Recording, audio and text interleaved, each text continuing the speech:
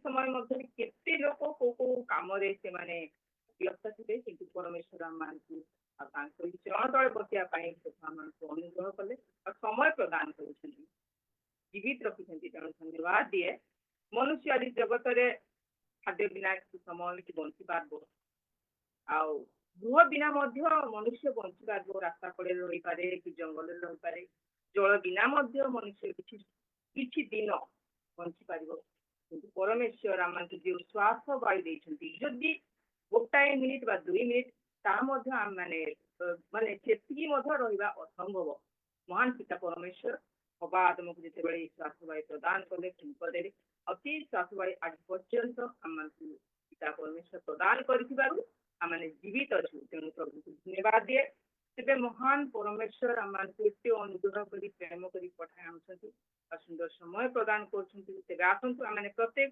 महान पिता परमेश्वर गौरव प्रशंसा करवा आराधना करवा आम समस्त विषय को अनुरोध रखा कारण एकमात्र पिता परमेश्वर की प्रार्थना शुणती उत्तर दिंतु तेरे आसतु आम आरंभ पूर्व गीत संहिता तार 36 आज आम 11 ठारू 20 पद पर्यंत अध्ययन करी परमेश्वर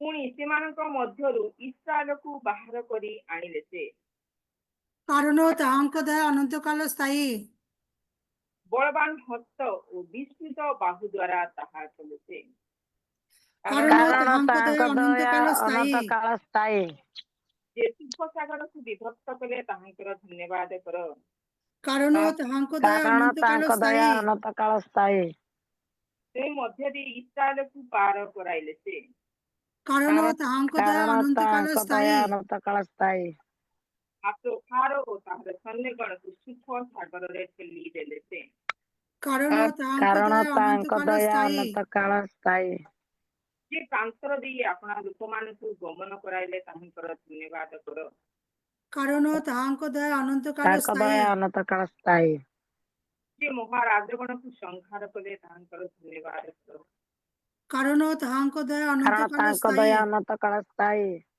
पराक्रांत राजमान को संहार कले से कारण ताहांक दया अनंत काल स्थायी मूल्य मान को राजा सिंहन को बद्ध कले से कारण ताहांक दया अनंत काल स्थायी ये बादशाह राजा को बद्ध कले से कारण ताहांक दया अनंत काल स्थायी कोई पठित वाक्य पुस्तक प्रत्येक आशीर्वाद करंतु और एक पवित्र वाक्य अध्ययन द्वारा परमेश्वर वर्तमान आम प्रार्थना करवा आम गहन रे ललिनी सिस्टर अच्छा मु अनुरोध करे आरंभ प्रार्थना आम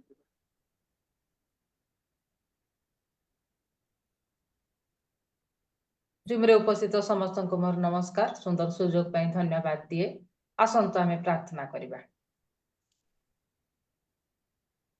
दयामय स्वर्गवासी सदा प्रभु परमेश्वर अनंत कालीन राजा प्रभु मानकर प्रभु देव मानकर देव आमानकर एकमात्र सत्य जीवंत परमेश्वर मोर पवित्र आश्चर्य महानाम को धन्यवाद दौछु गौरव महिमा प्रशंसा करूछु केवल समस्त गौरव महिमा प्रशंसा पाइबा निमंते एकमात्र शोभाजन परमेश्वर तुमे अट राजा उच्चस्त स्वर्ग रे कि नीचस्त पृथ्वी रे तुम तुल्य पवित्र केही नाही ए प्रकार पवित्र पवित्र धर्ममय न्यायवान परमेश्वर जे तुमे अट विश्वस्त परमेश्वर जे तुमे अट तुमरी करुणा आम निमंते शेष हुए नाही मोर परमेश्वर आमे अविश्वस्त हो पारू किंतु तुम्हें विश्वस्त परमेश्वर अट राजा तुम्हें आम निमंते चिंता करवा परमेश्वर प्रभु समस्त प्रकार मंगल सुरक्षा दे दिन प्रतिदिन आम समस्त भार नहीं आम जत्न नहीं तत्व नहीं पुनर्बार आम जीवन सुंदर सुजोग दे अछ आज दिन देखा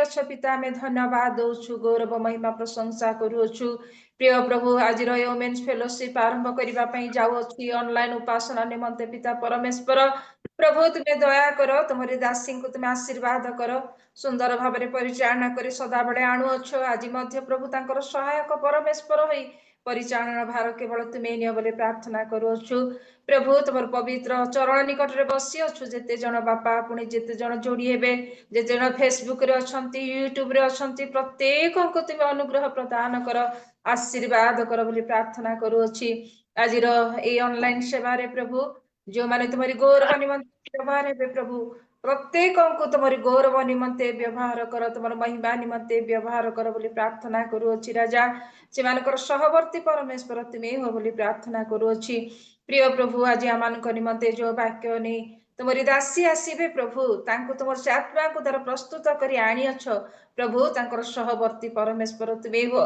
तांको मुखपात्र तुम्हें हो मुख द्वारा तुम से जीवंत वाक्य को प्रकाश कर पुणी आमे माने जेते जण शुणिबु प्रभु श्रोता मात्र हेबाकु दियो नाही प्रभु वाक्यर कर्मकारी हेबा निमंते साहाय्य कर आम प्रत्येकंकर हृदय मन आत्मा को तुमे उन्मुक्त कर राजा स्थिर कर मोर परमेश्वर तुम पवित्र चरण निकट रे बसीभूत होई प्रभु तुम से वाक्य को श्रवण करि पारिबु सेति पई तुमे अनुग्रह प्रदान कर बोली प्रार्थना करूछि प्रिय प्रभु जेते जण बसी अछु आम प्रत्येकंको आशीर्वाद कर अनुग्रह कर आज उपासना को तुम हस्त रे देउछु आरंभ रो शेष पर्यंत तुम उपस्थिति मध्य समस्त विषय तुम आत्मा द्वारा परिचालित हो बोली प्रार्थना करूछि आज उपासना द्वारा आम प्रत्येक को आशीर्वाद करने संगे संगे तुम्हें केवल गौरव महिमा प्रशंसा पाओ बोली आज उपासना को तुम पद तले समर्पण करी प्रत्येक तुम क्रूस तले समर्पित हो यीशु नाम मागिली पिता आमेन धन्यवाद सिस्टर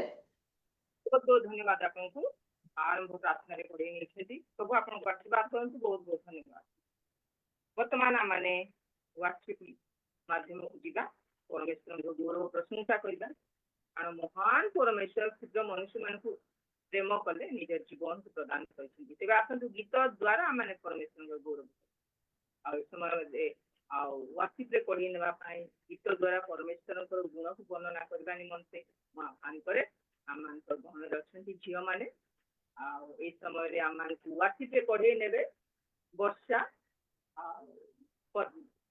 आगो को आसीबे एवं वार्षिक धन्यवाद मौसी उपासना जोड़ी प्रत्येक को हम नमस्कार जनाओ आसतु आमे उपासना मध्य को जीवा पूर्व किसी गीत द्वारा प्रभु को धन्यवाद दबा आसी प्रभु तुम पाद तले आराधना करिबी बोली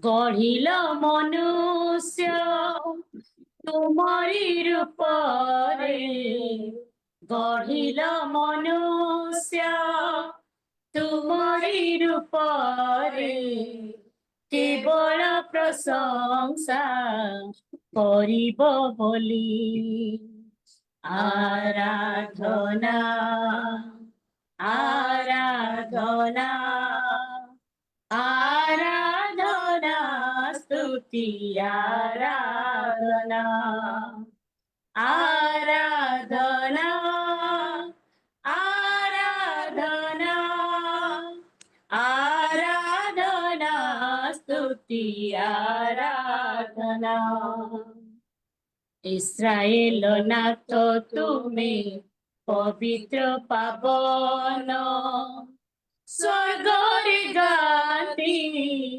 विजय गान इस्राएल नाथ तुम्हें पवित्र पावन स्वर्ग गाती विजय गान गौरव पराक्रम महिमा तुमर करुथिबि सदा कीर्तन तुमर आसीछि प्रभु तुम पाद तले आराधना करिबी बोली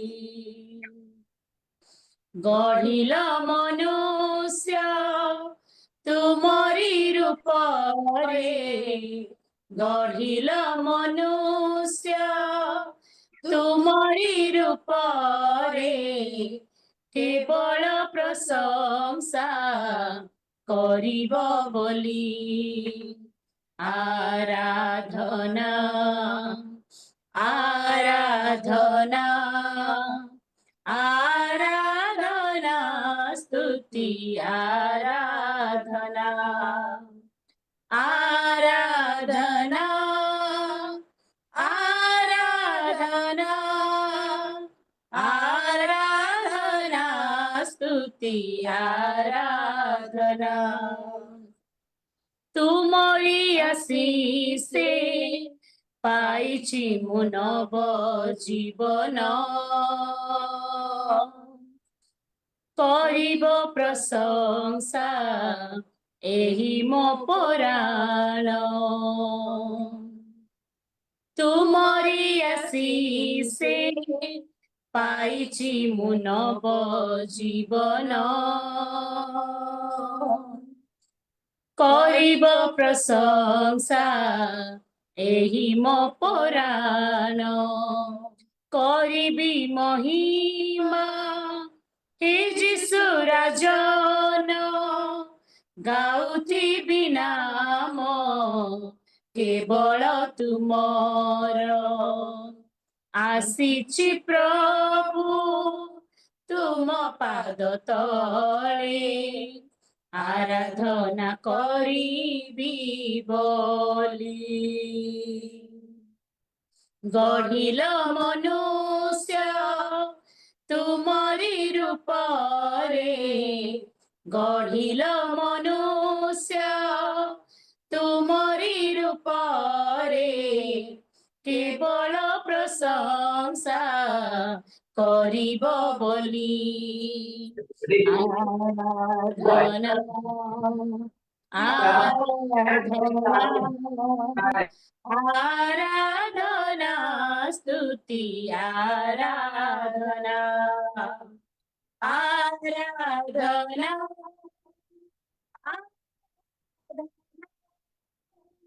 आराधना स्तुति आराधना आराधना स्तुति आराधना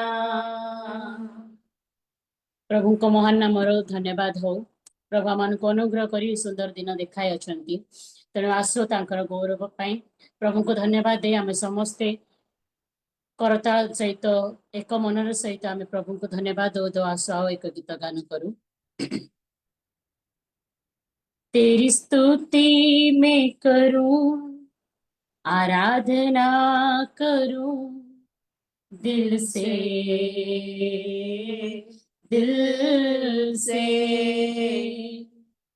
तेरी स्तुति में करूं आराधना करूं दिल से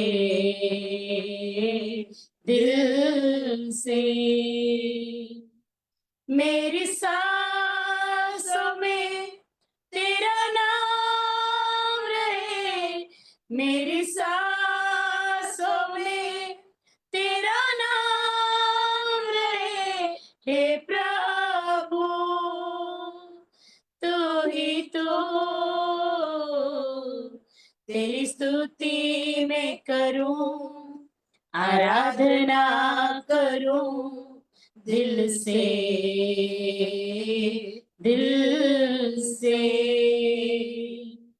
तेरी स्तुति में करूं आराधना करूं दिल से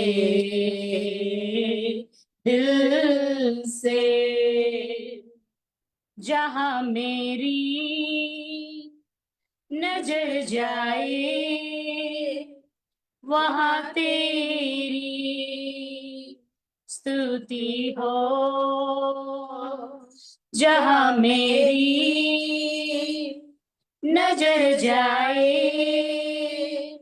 वहां तेरी स्तुति हो सारी दुनिया का रखवाला तू सारी दुनिया का रखवाला तू हे यीशु तू ही तू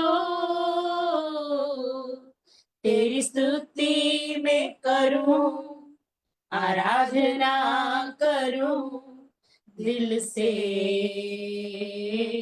दिल से। तेरी स्तुति मैं करूं, आराधना करूं दिल से, दिल से। खुशी और गम में साथ हो तेरा, प्रारंभ और अंत में नाम हो तेरा। खुशी और गम में साथ हो तेरा, प्रारंभ और अंत में नाम हो तेरा। मेरे जीवन का सहारा तू, मेरे जीवन का सहारा तू हे प्रभु, तू ही तू। तेरी स्तुति मैं करूं, आराधना करूं दिल से, दिल से। तेरी स्तुति मैं करूं, आराधना करूं दिल से, दिल से। मेरी सांसों में तेरा नाम रहे, मेरी सांसों में तेरा नाम रहे हे प्रभु, तू ही तू। तेरी स्तुति मैं करूं, आराधना करूं दिल से, दिल से। तेरी स्तुति मैं करूं, आराधना करूं दिल से, दिल से, दिल से, दिल से।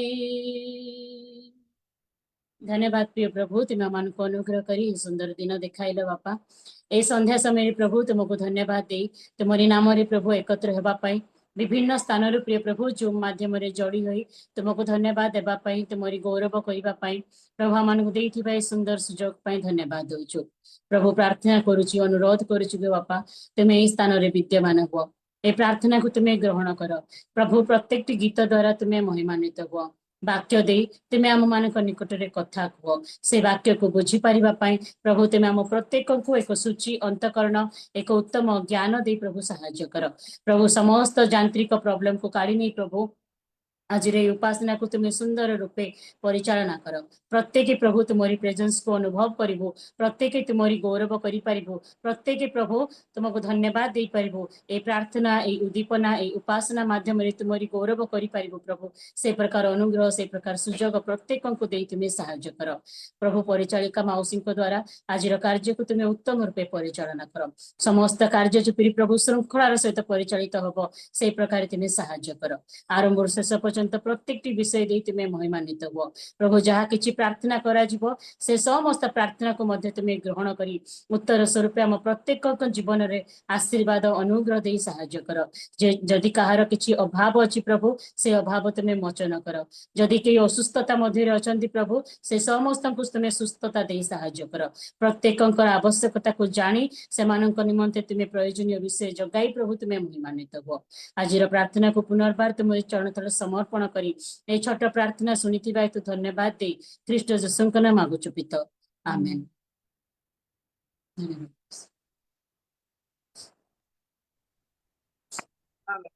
बहुत बहुत धन्यवाद से माने अति अर्थपूर्ण गीत प्रभु देइथिबा से प्रतिभा ए दिन मान प्रभु निमंते व्यवहार कर आशीर्वाद तुमको बहुल भाव आशीर्वाद करंतु आगक प्रकार अधिक रु अधिक भाव प्रभु साहाय्य करंतु व्यवहार करंतु। बहुत बहुत धन्यवाद झी मान बहुत बहुत।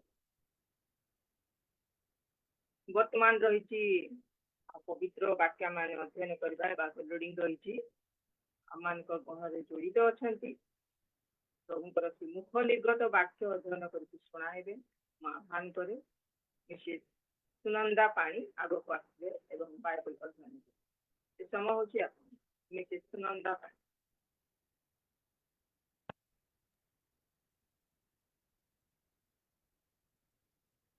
जूम रे उपस्थित प्रत्येक को मोर नमस्कार।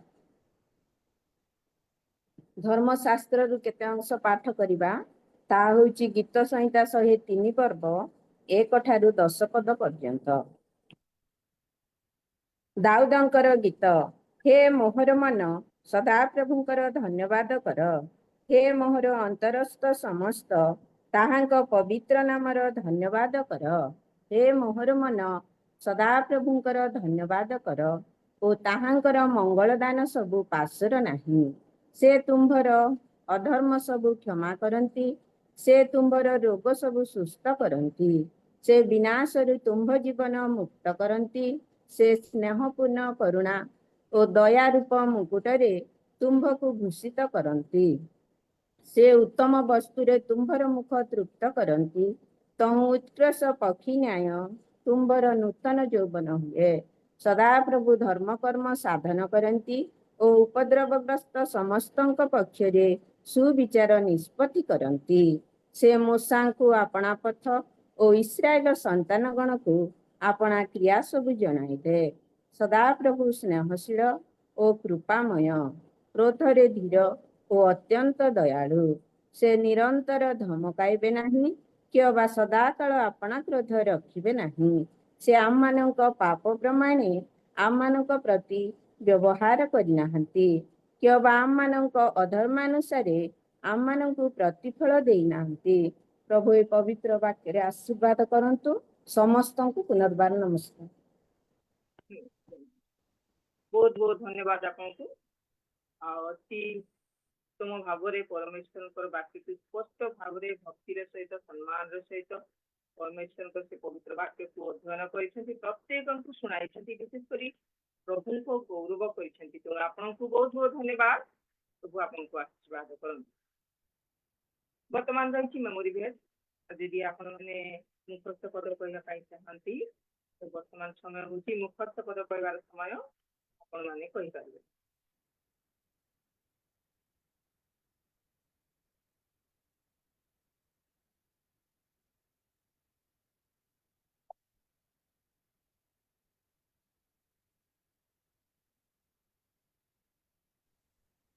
समस्त को मोर नमस्कार।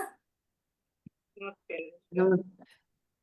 धन्य সেই জন যে দিনহীনের পাশে পক্ষে চিন্তাশীল বিপদের দিনে সদাপ্রভু তাহাকে নিস্তার করিবেন। গীত সংহিতা 41 1 পদ। Thank you. धन्यवाद धन्यवाद। कारण ईश्वरଙ୍କ वाक्य जीवंत और कार्य साधक पुनि द्विधार खड्ग ठारू तीक्ष्णतर आउ प्राण और आत्मा ग्रंथि और मौजार विच्छेद पर्यंत परिभेदक एवं हृदयर चिंता और भावर सूक्ष्म विचारक अटे। एवरी 4 पर्वर 12 पद। बहुत बहुत धन्यवाद आपको। आओ दीदी के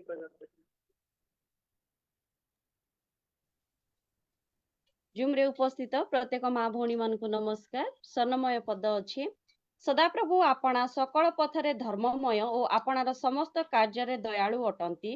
सदाप्रभु आपणा निकटरे प्रार्थनाकारी सत्य भावरे प्रार्थनाकारी समस्तंकर निकटवर्ती अटंती। गीत संहिता 145 पर्वर 17 और 18 पद। धन्यवाद। धन्यवाद आपको। मु कहबी गीत संहिता 23 रो 1 सदाप्रभु मोर प्रतिपालक मोर अभाव हेबो नाही। आमेन। धन्यवाद।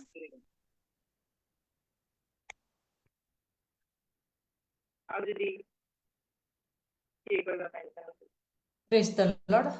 अतः ईश्वर बलवंत हस्त तले आपण आपण को उन्नत कर जे परिचे तुम मन को यथा समय उन्नत करिवे।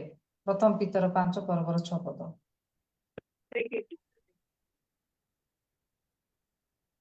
जूम रे थिबा समस्त को मोर नमस्कार। स्वर्णमय पद बहुत धन अपेक्षा सुनाम मनोनीत हेबा योग्य पुनि रूपा और सुना अपेक्षा ସ୍ନେହ ସ୍ନେହ ସୂଚକ ଅନୁଗ୍ରହ ଉତ୍ତମ। ଧନ୍ୟବାଦ। ଧନ୍ୟବାଦ।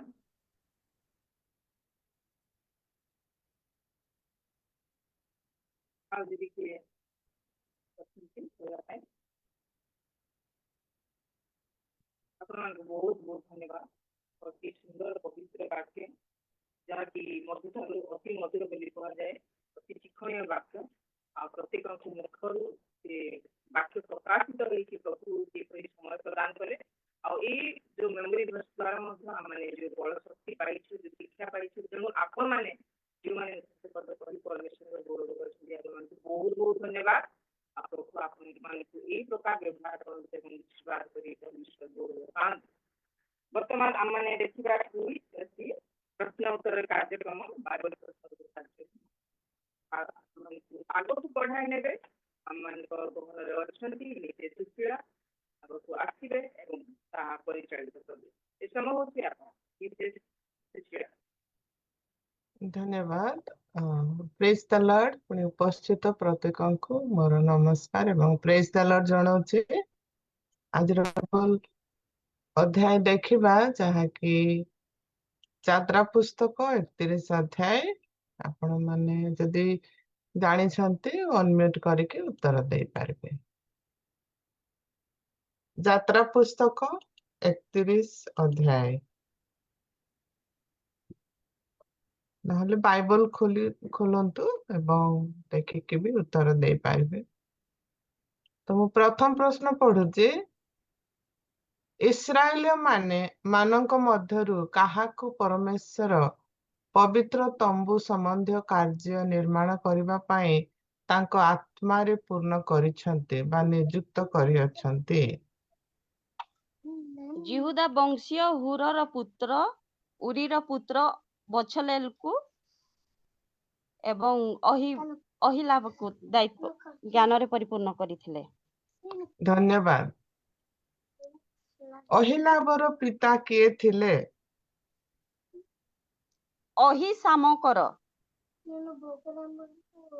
ଅହିଲାବର ପିତା ଅହିସାମଙ୍କର ପୁତ୍ର ଅହିଲାବ୍ୟ। ଧନ୍ୟବାଦ। ପରମେଶ୍ୱର ଇସ୍ରାଏଲୀୟ ମାନଙ୍କୁ ସପ୍ତାହରେ କେତେ ଦିନ କାମ କରିବାକୁ ଦେଇଛନ୍ତି? 6 ଦିନ ପର୍ଯ୍ୟନ୍ତ କାମ କରିବାକୁ ଦେଇଛନ୍ତି। 7ମ ଦିନରେ ସେଇ ଦିନକୁ ପବିତ୍ର ରୂପେ ପାଳନ କରିବାକୁ କହିଥିଲେ ସଦାପ୍ରଭୁ ଇସ୍ରାଏଲ ଲୋକମାନଙ୍କୁ। ଧନ୍ୟବାଦ। ଯେଉଁମାନେ ବିଶ୍ରାମ ବାର ପାଳନ କରନ୍ତି ନାହିଁ, ସେମାନଙ୍କ ପାଇଁ କଣ ଦଣ୍ଡ ଥିଲା? ନିଶ୍ଚୟ ତାଙ୍କର ପ୍ରାଣଦଣ୍ଡ ହବ, ଆଉ ସେ ଲୋକମାନଙ୍କ ମଧ୍ୟରୁ ସେମାନଙ୍କୁ ଉଚ୍ଛିନ୍ନ କରାଯିବ। ଆଉ ସେଇ ଦିନକୁ ଯଦି ପବିତ୍ର ରୂପେ ପାଳନ କରିବେ ନାହିଁ, ତାହେଲେ ସେମାନଙ୍କର ପ୍ରାଣଦଣ୍ଡ ହବ। ଏଇ କଥା ସଦାପ୍ରଭୁ ପରମେଶ୍ୱର ଇସ୍ରାଏଲ ଲୋକମାନଙ୍କୁ ମୂଷାଙ୍କ ଦ୍ୱାରା କହିଥିଲେ। ଧନ୍ୟବାଦ। ଯେତେବେଳେ ମୂଷା ପବିତ୍ର ତମ୍ବୁ ଏବଂ ଉପାସନା ପାଇଁ ଆବଶ୍ୟକୀୟ ଅନ୍ୟାନ୍ୟ ପବିତ୍ର ଜିନିଷ ନିର୍ମାଣ ପାଇଁ ନିର୍ଦ୍ଦେଶ ପାଉଥିଲେ, ସେତେବେଳେ ସେ କେଉଁଠି ଥିଲେ?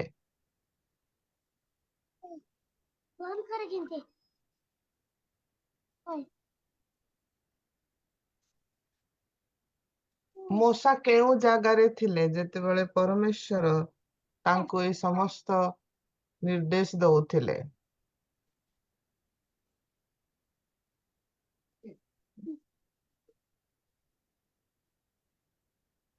ଯଦି ବାଇବଲ ଧନ୍ୟବାଦ ଆପଣଙ୍କୁ। ତ ଶେଷରେ ମୂଷାଙ୍କ ସହିତ ପର୍ବତରେ 40 ଦିନ ଏବଂ 40 ରାତି ରହିବା ପରେ ପରମେଶ୍ୱର ତାଙ୍କୁ କଣ ଦେଲେ? ସାକ୍ଷ୍ୟ ରୂପକ 2 ପଟା ଦେଇଥିଲେ, 10 ଆଜ୍ଞା, ଯାହାକି 10 ଆଜ୍ଞା ଆମେ କହୁ। ଅଙ୍ଗୁଳି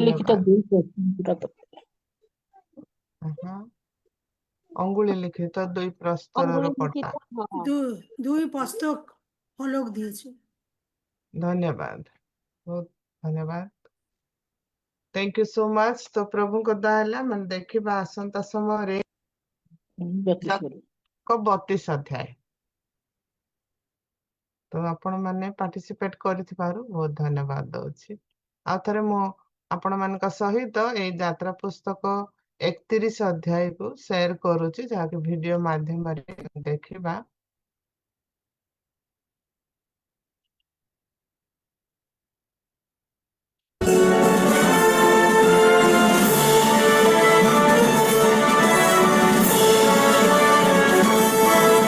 Then the Lord said to Moses, See, I have chosen Bezalel, son of Uri, the son of Hur.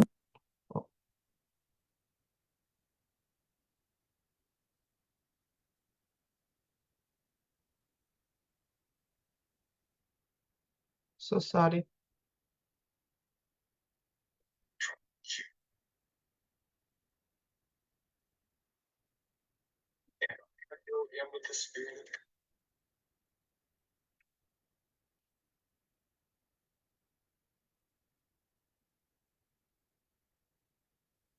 क्षमा चाहूँगी। God, with skill, ability, and knowledge in all kinds of crafts, to make artistic designs for work in gold, silver, and bronze, to cut and set stones, to work in wood, and to engage in all kinds of craftsmanship. Moreover, I have appointed Oholiab, son of Ahisamach, of the tribe of Dan, to help him. Also I have given skill to all the craftsmen to make everything I have commanded you: the tent of meeting, the ark of the testimony with the atonement cover on it, and all the other furnishings of the tent, the table and its articles, the pure gold lampstand and all its accessories, the altar of incense, the altar of burnt offering and all its utensils, the basin with its stand, and also the woven garments, both the sacred garments for Aaron the priest, and the garments for his sons when they serve as priests, and the anointing oil and fragrant incense for the holy place. They are to make them just as I commanded you. Then the Lord said to Moses, Say to the Israelites, You must observe my Sabbaths. This will be a sign between me and you for the generations to come, so you may know that I am the Lord who makes you holy. Observe the Sabbath, because it is holy to you. Anyone who desecrates it must be put to death. Whoever does any work on that day must be cut off from his people. For 6 days, work is to be done, but the seventh day is a Sabbath of rest, holy to the Lord.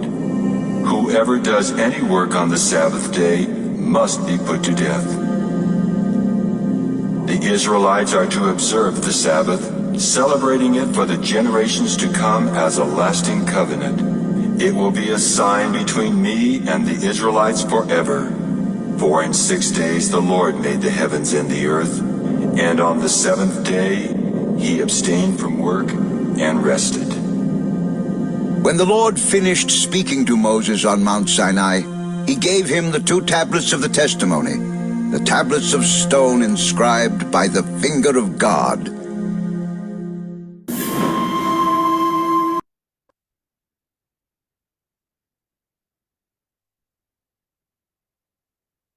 धन्यवाद आपण माने समस्त participate करिसंती सेते पाई धन्यवाद दउछि आपण समस्तंको। Over to you बिंदु, thank you so much. बहुत बहुत धन्यवाद आपण भाविक प्रश्न उत्तर उत्तम भावे देबे साथे ଆଉ ଯୋଉ ଶୋ ମଧ୍ୟ କରିଛନ୍ତି ଏ ଦ୍ୱାରା ମଧ୍ୟ ଆମକୁ ଶିକ୍ଷା ପ୍ରାପ୍ତ କରାଉଥିବାରୁ ଆପଣ ପରିଶ୍ରମ କରୁଥିବାରୁ ବିଶେଷ କରି ପ୍ରଭୁଙ୍କ ଉଦ୍ଦେଶ୍ୟରେ ଆମମାନଙ୍କୁ ପଢ଼ାଇ ନେଉଥିବାରୁ ଆପଣଙ୍କୁ ବହୁତ ବହୁତ ଧନ୍ୟବାଦ। ପ୍ରଭୁ ଆପଣଙ୍କୁ ପ୍ରଚୁର ଭାବରେ ଆଶୀର୍ବାଦ କରନ୍ତୁ। ବର୍ତ୍ତମାନ ରହିଛି ଟେଷ୍ଟିମନିର ସମୟ।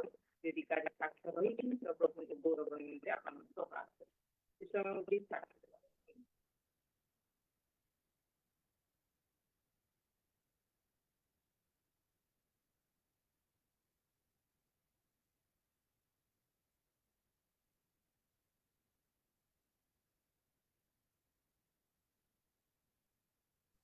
ଜୁମ୍ ରେ ଉପସ୍ଥିତ ପ୍ରତ୍ୟେକଙ୍କୁ ମୋ ନମସ୍କାର। ଆପଣ ମାନେ ଆମ ପାଇଁ ବହୁତ ପ୍ରାର୍ଥନା କରିଛନ୍ତି। ଆପଣ ମାନଙ୍କ ପ୍ରାର୍ଥନା ଯୋଗୁଁ ଆମେ ଜେଲରୁ ଜଲ୍ଦି ବାହାରି ଆସିଲୁ। ଏଥିପାଇଁ परमेश्वर को महिमा निमंते पुणी आपण मान को जणाइबा निमंते मु मोर साक्ष्य को रखिया पाई चाहूची जदि लेट हे जीव परिचालिका दया कर मते इशारा कर देबे मु बंद कर देबे हम 9 तारीख रे हम ऊपर सताव हेथिला मोर आवाज सुबुची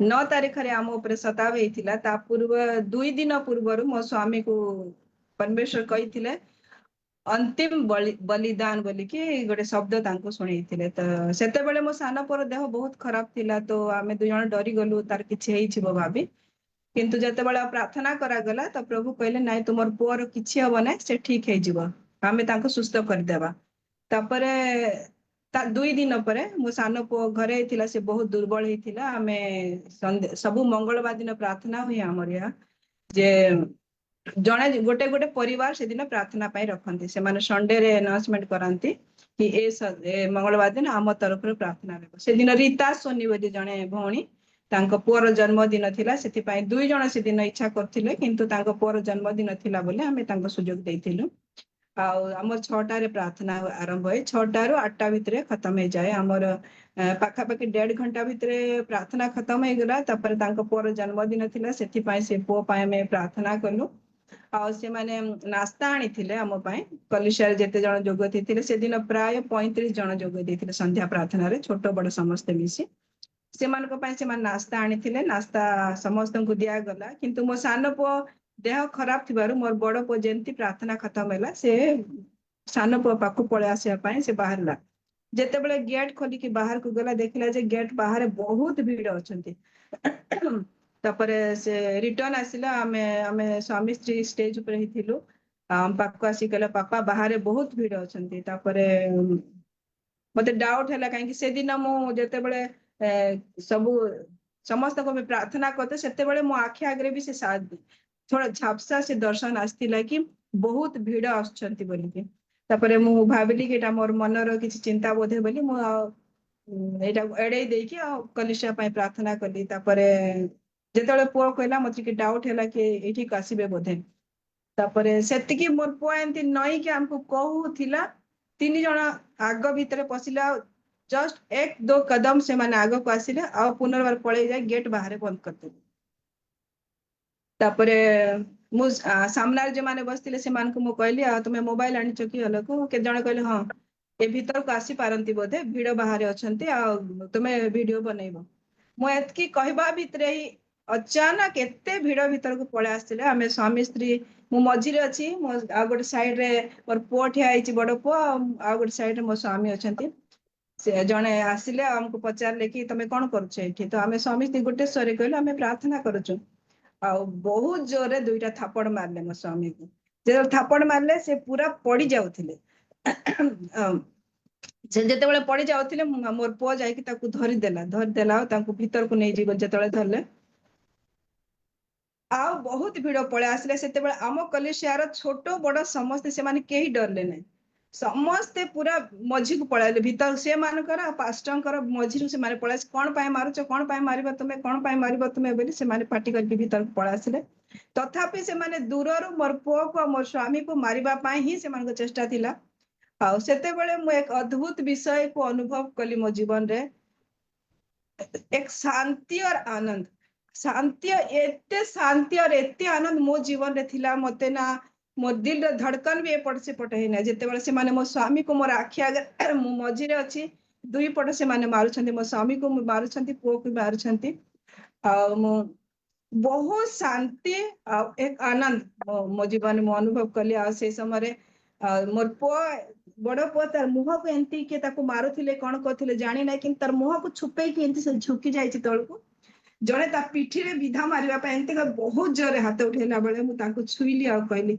भाई मार नहीं राग नहीं हम समस्त बसिया शांति रे कथा बा जेते बेले मु छुईली परमेश्वर का आत्मा काम कला आ से मोर पो को मारला नै जेते जोर हाथ उठेतिला तार हाथ धीरे मोर पोर पिठी ऊपर के आसला किंतु सेते जोरे मारला नै तापर आ गोटे पड मो स्वामी रे मुंडा रे मारिबा पई जणे हाथ उठेतिला तांको भी मु कहली भाई राग नहीं मार नहीं भाई हमें शांति रे बसी कथा वार्ता हे परिबा आ से हाथ को बहुत चिल्ले के से मारबा को जाउतिला संगे संगे परमेश्वर का आत्मा एते अद्भुत काम कले सी भी तार हाथ तलकू करदेले तापर समस्त भिड़ हो गले तापर किछि समय पर पुलिस आसी गले और मोर पुआ मो स्वामी को लेकिन आमर गोटे छोट रूम अच्छी से रूम भीतर को पलि गले तापर पुलिस आसिले बहुत बहुत भिड़ हो गला तापर आमर सीसीटीवी पुलिस परमिशन रे ही सीसीटीवी लागी थिला पुलिस वाला ही ताको तोड़ी देले तापर आमे कम से कम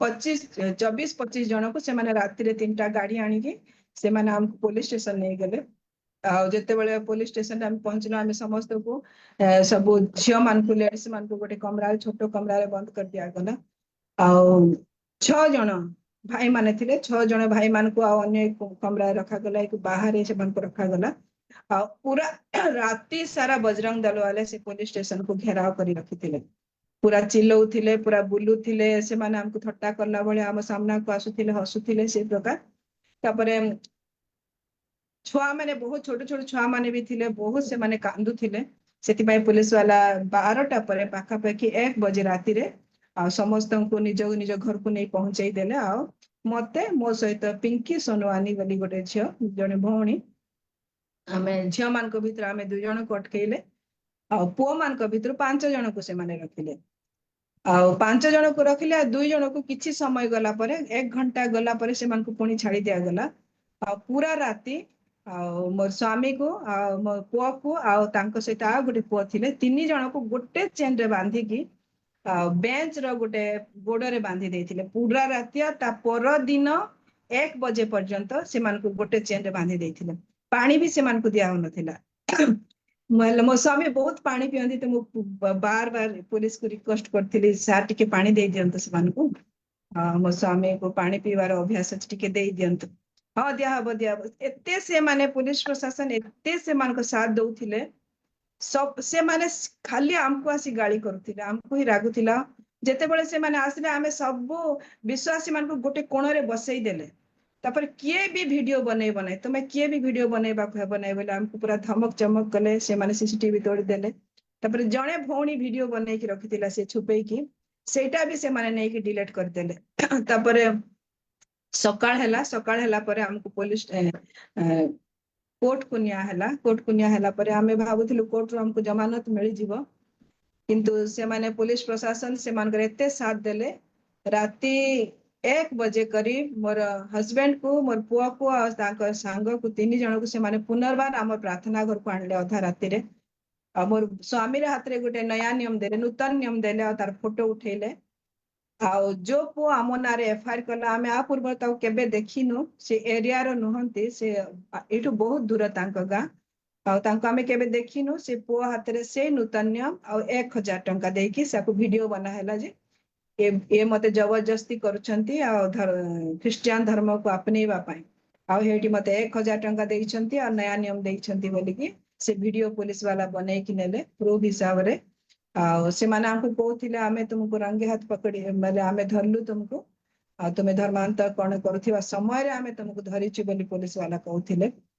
तापर जेतेबेला हमको कोर्ट को निया हला आमे भाबुथिलु हमको सेठी छाड़ी दिया जीवो किंतु हमको छाड़ी दिया गला नाही हमको जेल जीवा को हला किंतु गोटे अद्भुत विषय मु आपण मान को सम्मुख रखिया को चाहूची मु आ पूर्वरु से आनंद और शांति केबे अनुभव करनथिली जोटा कि 9 तारीख रो 16 तारीख रे 8:30 बजे संध्या 8:30 बजे आमे जेल रु बेल रे बाहरी थिलु से समय पर्यंत परमेश्वर को जो आत्मा 9 तारीख रे मोर जीवन को आस्तिला से आनंद और शांति गोटे सेकंड पाए भी मोर जीवन रो अलगा ही ने और जेते बेला आमे जेल को गलु मु मोर सहित जाउथबा भणी को मु कहिथिली आमे जेते बेला जेल रे कदम देबा प्रभु यीशु जीवित है बात को आमे घोषणा करी क्या का भीतर को जीवा ता पूर्वरु मेन रोड ऊपर कोर्ट प्रभु अनुग्रह कले मते मते बिल्कुल डर भी लागु नथिला मते दुख लागु नथिला जेते बेले हमको पुलिस स्टेशन रु कोर्ट को नेबा पाए बाहर कले मते मो पो पाटी की चिंता थिला आमे स्वामी स्त्री आमे प्रिपेयर्ड थिलु क्यों काहे कि हम 2 वर्ष पूर्व रु हम प्रति सताव हेबार आमे सुनी आसुछु हम प्रति से माने इंतजार करथिले मीटिंग होथिला हम पाए कलेक्टर ऑफिस रे हम विरुद्ध रे माने हम विरुद्ध रे से माने एप्लीकेशन दे सारी थिले तो आमे सब जानिथिलु सेतिपा आमे स्वामी स्त्री पूरा प्रिपेयर थिलु आ जदि केबे किछि हबो आमे व्यस्त हबार नाही प्रभु जीशुଙ୍କ नामରେ ଆମକୁ ସହାୟ କରିବାର ଅଛି କିନ୍ତୁ ମୋ ପୁଅ ପାଇଁ ମୋ ଚିନ୍ତା ଥିଲା 20 ବର୍ଷ ମାତ୍ର ସେ ତାରେ ବିକମ୍ ଫାଇନାଲ ଇୟର ସେ କରୁଛି ଆଉ ଅଚାନକ ତା ମନ ଦୁଃଖ ତ ହେବ ନାହିଁ ଏ ଚିନ୍ତା ମୋର ଥିଲା ଯେତେବେଳେ ଆମେ ପୁଲିସ ଆମମାନଙ୍କୁ ଏକାଠି କଲେ ମୋ ପୁଅକୁ ମୁଁ କହିଲି ବାବୁ ଆଉ ତତେ ତ ଆମେ ପ୍ରଭୁଙ୍କ ସେବା ପାଇଁ ଜନ୍ମ କରିଛୁ କାରଣ ସେ ଜନ୍ମ ପୂର୍ବରୁ ଆମେ ତା ନାଁ ଅର୍ପିତ ରଖିଛୁ ମୋର ମୁଁ କନସିଭ୍ କରିବା ପୂର୍ବରୁ ଗର୍ଭଧାରଣ କରିବା ପୂର୍ବରୁ ଆମେ ପରମେଶ୍ୱରଙ୍କ ଠାରେ ପ୍ରତିଜ୍ଞା କରିଥିଲୁ ଯଦି ପ୍ରଭୁ ଆମକୁ ପୁତ୍ର ଦେବେ ତେବେ ଆମେ ତାକୁ ଅର୍ପିତ ନାମ ଦେବା ଯେ ତାଙ୍କ ସେବା କରିବ ଯଦି ଝିଅ ଦେବେ ଅର୍ପିତା ଦେବା ସିଏ ବି ପ୍ରଭୁଙ୍କ ସେବା ହିଁ କରିବ ତ ମୁଁ ତାଙ୍କୁ କହିଲି ବାବୁ ଆମେ ତ ତତେ ପ୍ରଭୁଙ୍କ ସେବା ପାଇଁ ଜନ୍ମ କରିଥିଲୁ ହେଲେ ଆମେ ଜାଣିନଥିଲୁ ଯେ ଆଗ ତୋ ଜୀବନରେ ତାଡ଼ନା ଆସିବ ତାପରେ ତୁ ସେବା କରିବୁ ଆମେ ତ ଭାବୁଥିଲୁ ତୁ ଆଗ ସେବା କରିବୁ ମିନିଷ୍ଟ୍ରି ଯିବୁ ତାପରେ ତୋର ଉପରେ ତାଡ଼ନା ଆସିବ ତାପରେ ମୋର ପୁଅ ହସିଲା ଆଉ କହିଲା ମାମା ଯୋଗ୍ୟ ନଥିଲି ପ୍ରଭୁ ଯୋଗ୍ୟ କରିଦେଲେ ତାପରେ ମତେ ଭଲ ଲାଗିଲା ସେଟା ଶୁଣିକି ଆଉ ସିଏ ବି ଜେଲରେ ଖୁସିରେ ରହିପାରିବ ତାପରେ ପ୍ରଭୁ ଅନୁଗ୍ରହ କଲେ ଆମେ 3 ଜଣଙ୍କୁ ମଧ୍ୟ ମୋ ସହିତ ଥିବା ଭଉଣୀକୁ ମଧ୍ୟ ସମସ୍ତଙ୍କୁ ପ୍ରଭୁଙ୍କର ଆତ୍ମା ଆମମାନଙ୍କ ମଧ୍ୟରେ ଏତେ ଭରପୁରୀ ମାତ୍ରାରେ ଥିଲା କି ଆମକୁ କୌଣସି ବିଷୟ ବିଚଳିତ କରିନା ଆମେ ଜେଲ ଭିତରେ ମଧ୍ୟ ପ୍ରଭୁ ଯୀଶୁ ଜୀବିତ ହେ ବୋଲିକି ଘୋଷଣା କରିକି ଆମେ ଭିତରକୁ ଗଲୁ ଆମ ପାଇଁ ଜେଲର କୌଣସି ନିୟମ ବଦଳି ନାହିଁ ପରମେଶ୍ୱର ଆମ ପାଇଁ ଜେଲର ନିୟମକୁ ବଦଳାଇ ନାହାନ୍ତି କିନ୍ତୁ ପରମେଶ୍ୱର ସେ ସବୁ ନିୟମକୁ ବହୁତ ସହଜରେ ଗ୍ରହଣ କରିବା ପାଇଁ ଆମକୁ ଶକ୍ତି ଦେଲେ ସେର ଖାଦ୍ୟ ଆପଣ ମାନେ ଖାଇପାରିବେ ନାହିଁ ପିଆଜ ସିଝି ନଥିବ ଖାଲି ପିଆଜ କଟା ହେଇଥିବ ସେଠି ହଳଦୀ ପଡିଥିବ ଆଉ ପତଳା ପତଳା 1-2ଟା ଆଳୁ ଥିବ ସବୁଦିନ ସେ ତରକାରୀ ଦେବେ କିନ୍ତୁ ସେଟା ବି ପ୍ରଭୁ ଏତେ ଅନୁଗ୍ରହ କରିଥିଲେ ସେଟା ବି ମୋ ମୁଖ ପାଇଁ ସ୍ୱାଦ ଯୁକ୍ତ ହେଇଯାଇଥିଲା ମୁଁ ବହୁତ ଖୁସିରେ ଖାଉଥିଲି ସେଟା ନିୟମ ଏତେ କଠୋର ଥିଲା କିନ୍ତୁ ମତେ କୌଣସି ବିଷୟ କଠିନ ପରି ଲାଗୁନଥିଲା ମୋର ଛୁଆ ଏପଟ ବିମାର ଅବସ୍ଥାରେ ଥିଲା ଦୁର୍ବଳ ହେଇଥିଲା ଟାଇଫଏଡ ତାକୁ ହେଇଯାଇଥିଲା ଆଉ ପରମେଶ୍ୱର ମତେ ଏତେ କରିଦେଇଥିଲେ କି ତା ପାଇଁ ଚିନ୍ତା କରିବା ପାଇଁ ବି ମତେ ପ୍ରଭୁ ଦଉନଥିଲେ ମୁଁ 1 ମିନିଟ ଯଦି ସେ ମୋର ମାଇଣ୍ଡକୁ ଆସିଥିଲା ଏତେ ଦୁର୍ବଳ ଥିଲା କଣ ହେଇଥିବ ତାର ପରିସ୍ଥିତି ଆଉ ତୁରନ୍ତ ପ୍ରଭୁଙ୍କର ଆତ୍ମା ମତେ କହୁଥିଲା ଯେ ଏ ଭିତରେ ଥାଇ ତୁ କିଛି କରିପାରିବୁ ନାହିଁ ଆଉ ପ୍ରକୃତରେ ସେ ଭିତରେ ଥାଇ କିଏ କିଛି କରିପାରିବେ ନାହିଁ କାରଣ ଏତେ ବଡ ବଡ ଦିବାର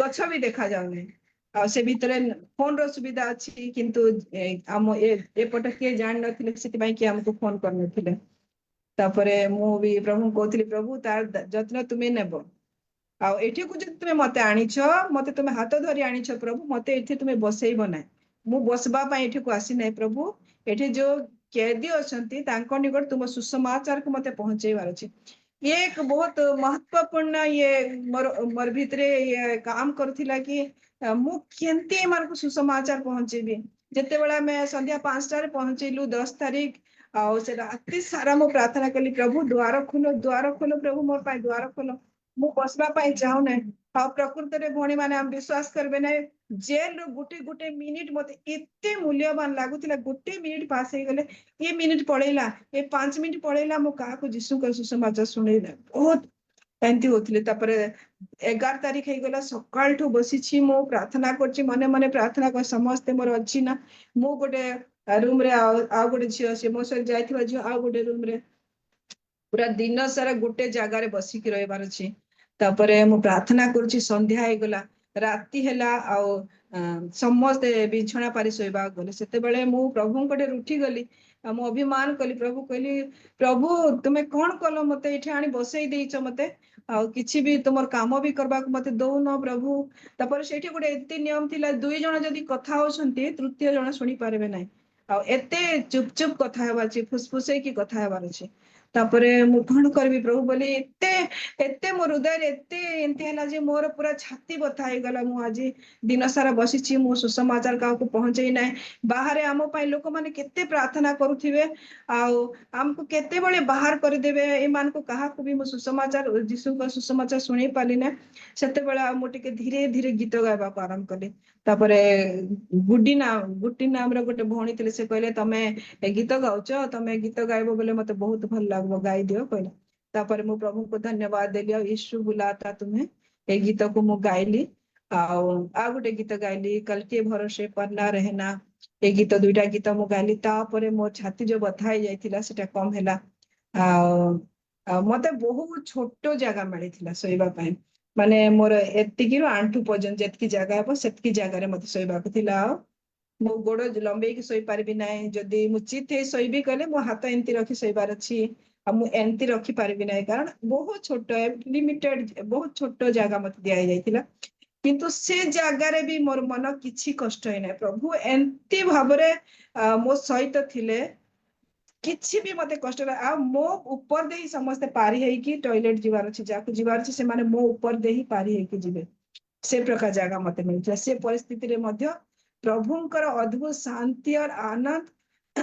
ମୋ ଜୀବନରେ ଭରପୁରୀ ମାତ୍ରାରେ ଥିଲା ତା ସହିତ ସେଠି ପ୍ରାର୍ଥନା କରିବା ପାଇଁ ବହୁତ ରୁକାବଟ ଆଉ ପ୍ରଥମ ଦିନ ଯେତେବେଳେ ଆମେ ପ୍ରାର୍ଥନା କରୁଥିଲୁ ଯୋଉ ଭଉଣୀ ପିଙ୍କି ବୋଲି ସେ ଝିଅ ସିଏ ଅନ୍ୟ ରୁମରେ ପ୍ରାର୍ଥନା କରୁଥିଲେ ତାଙ୍କ ରୁମମେଟ କମ୍ପ୍ଲେନ କଲେ ତାପରେ ଅଧା ରାତିରେ ଆସି ତାକୁ ପ୍ରାର୍ଥନା ବନ୍ଦ କରାଇ ଦିଆଗଲା କିନ୍ତୁ ମତେ ବନ୍ଦ କରିନଥିଲେ ଯେତେବେଳେ 4:30 ଗେଟ୍ ଖୋଲିଲା ସେତେବେଳେ ସାଙ୍ଗେ ସାଙ୍ଗେ ଆଉ ସେ ମ୍ୟାମ କହୁଛନ୍ତି ଏଇ ତୁ ରାତି ସାରା ବସି ପ୍ରାର୍ଥନା କରୁଥିଲୁ ନା ବୋଲି କହିଲେ ମୁଁ ହଁ କହିଲି ଚଳିବ ନା ଏଇଠି ପ୍ରାର୍ଥନା କରିପାରିବ ନାହିଁ ତୁମେ ଏ ମାନେ ଯେତେବେଳେ ସକାଳେ ସନ୍ଧ୍ୟାରେ ପ୍ରାର୍ଥନା କରିବେ କେବଳ ସେତେବେଳେ ହିଁ ତୁମେ ପ୍ରାର୍ଥନା କରିବ ତାପରେ ମୁଁ କିଛି କହିଲି ନାହିଁ ଚୁପଚାପ ଥିଲି ତାପରେ କହିଲେ କି ଏମାନେ ଦେଶଭକ୍ତି ଗୀତ ଗାଉଛନ୍ତି ତୁମକୁ ବି ଦେଶଭକ୍ତି ଗୀତ ଗାଇବାକୁ ପଡିବ ପ୍ରାର୍ଥନା କରିପାରିବ ନାହିଁ ତମେ କହିଲେ ତାପରେ ମୁଁ କିଛି କହିଲି ନାହିଁ ଚୁପଚାପ ଥିଲି ତାପରେ ମୋର ବାରମ୍ବାର ମତେ ଦାନିଏଲ ପୁସ୍ତକରୁ ସବୁ ମତେ ଦାନିଏଲ ର ବିଷୟ ସଦ୍ରକ ମଶରକ ଗୋବିନ୍ଦନଗର ବିଷୟ ବହୁତ ଉତ୍ସାହିତ କରୁଥିଲା ସେ ସମୟରେ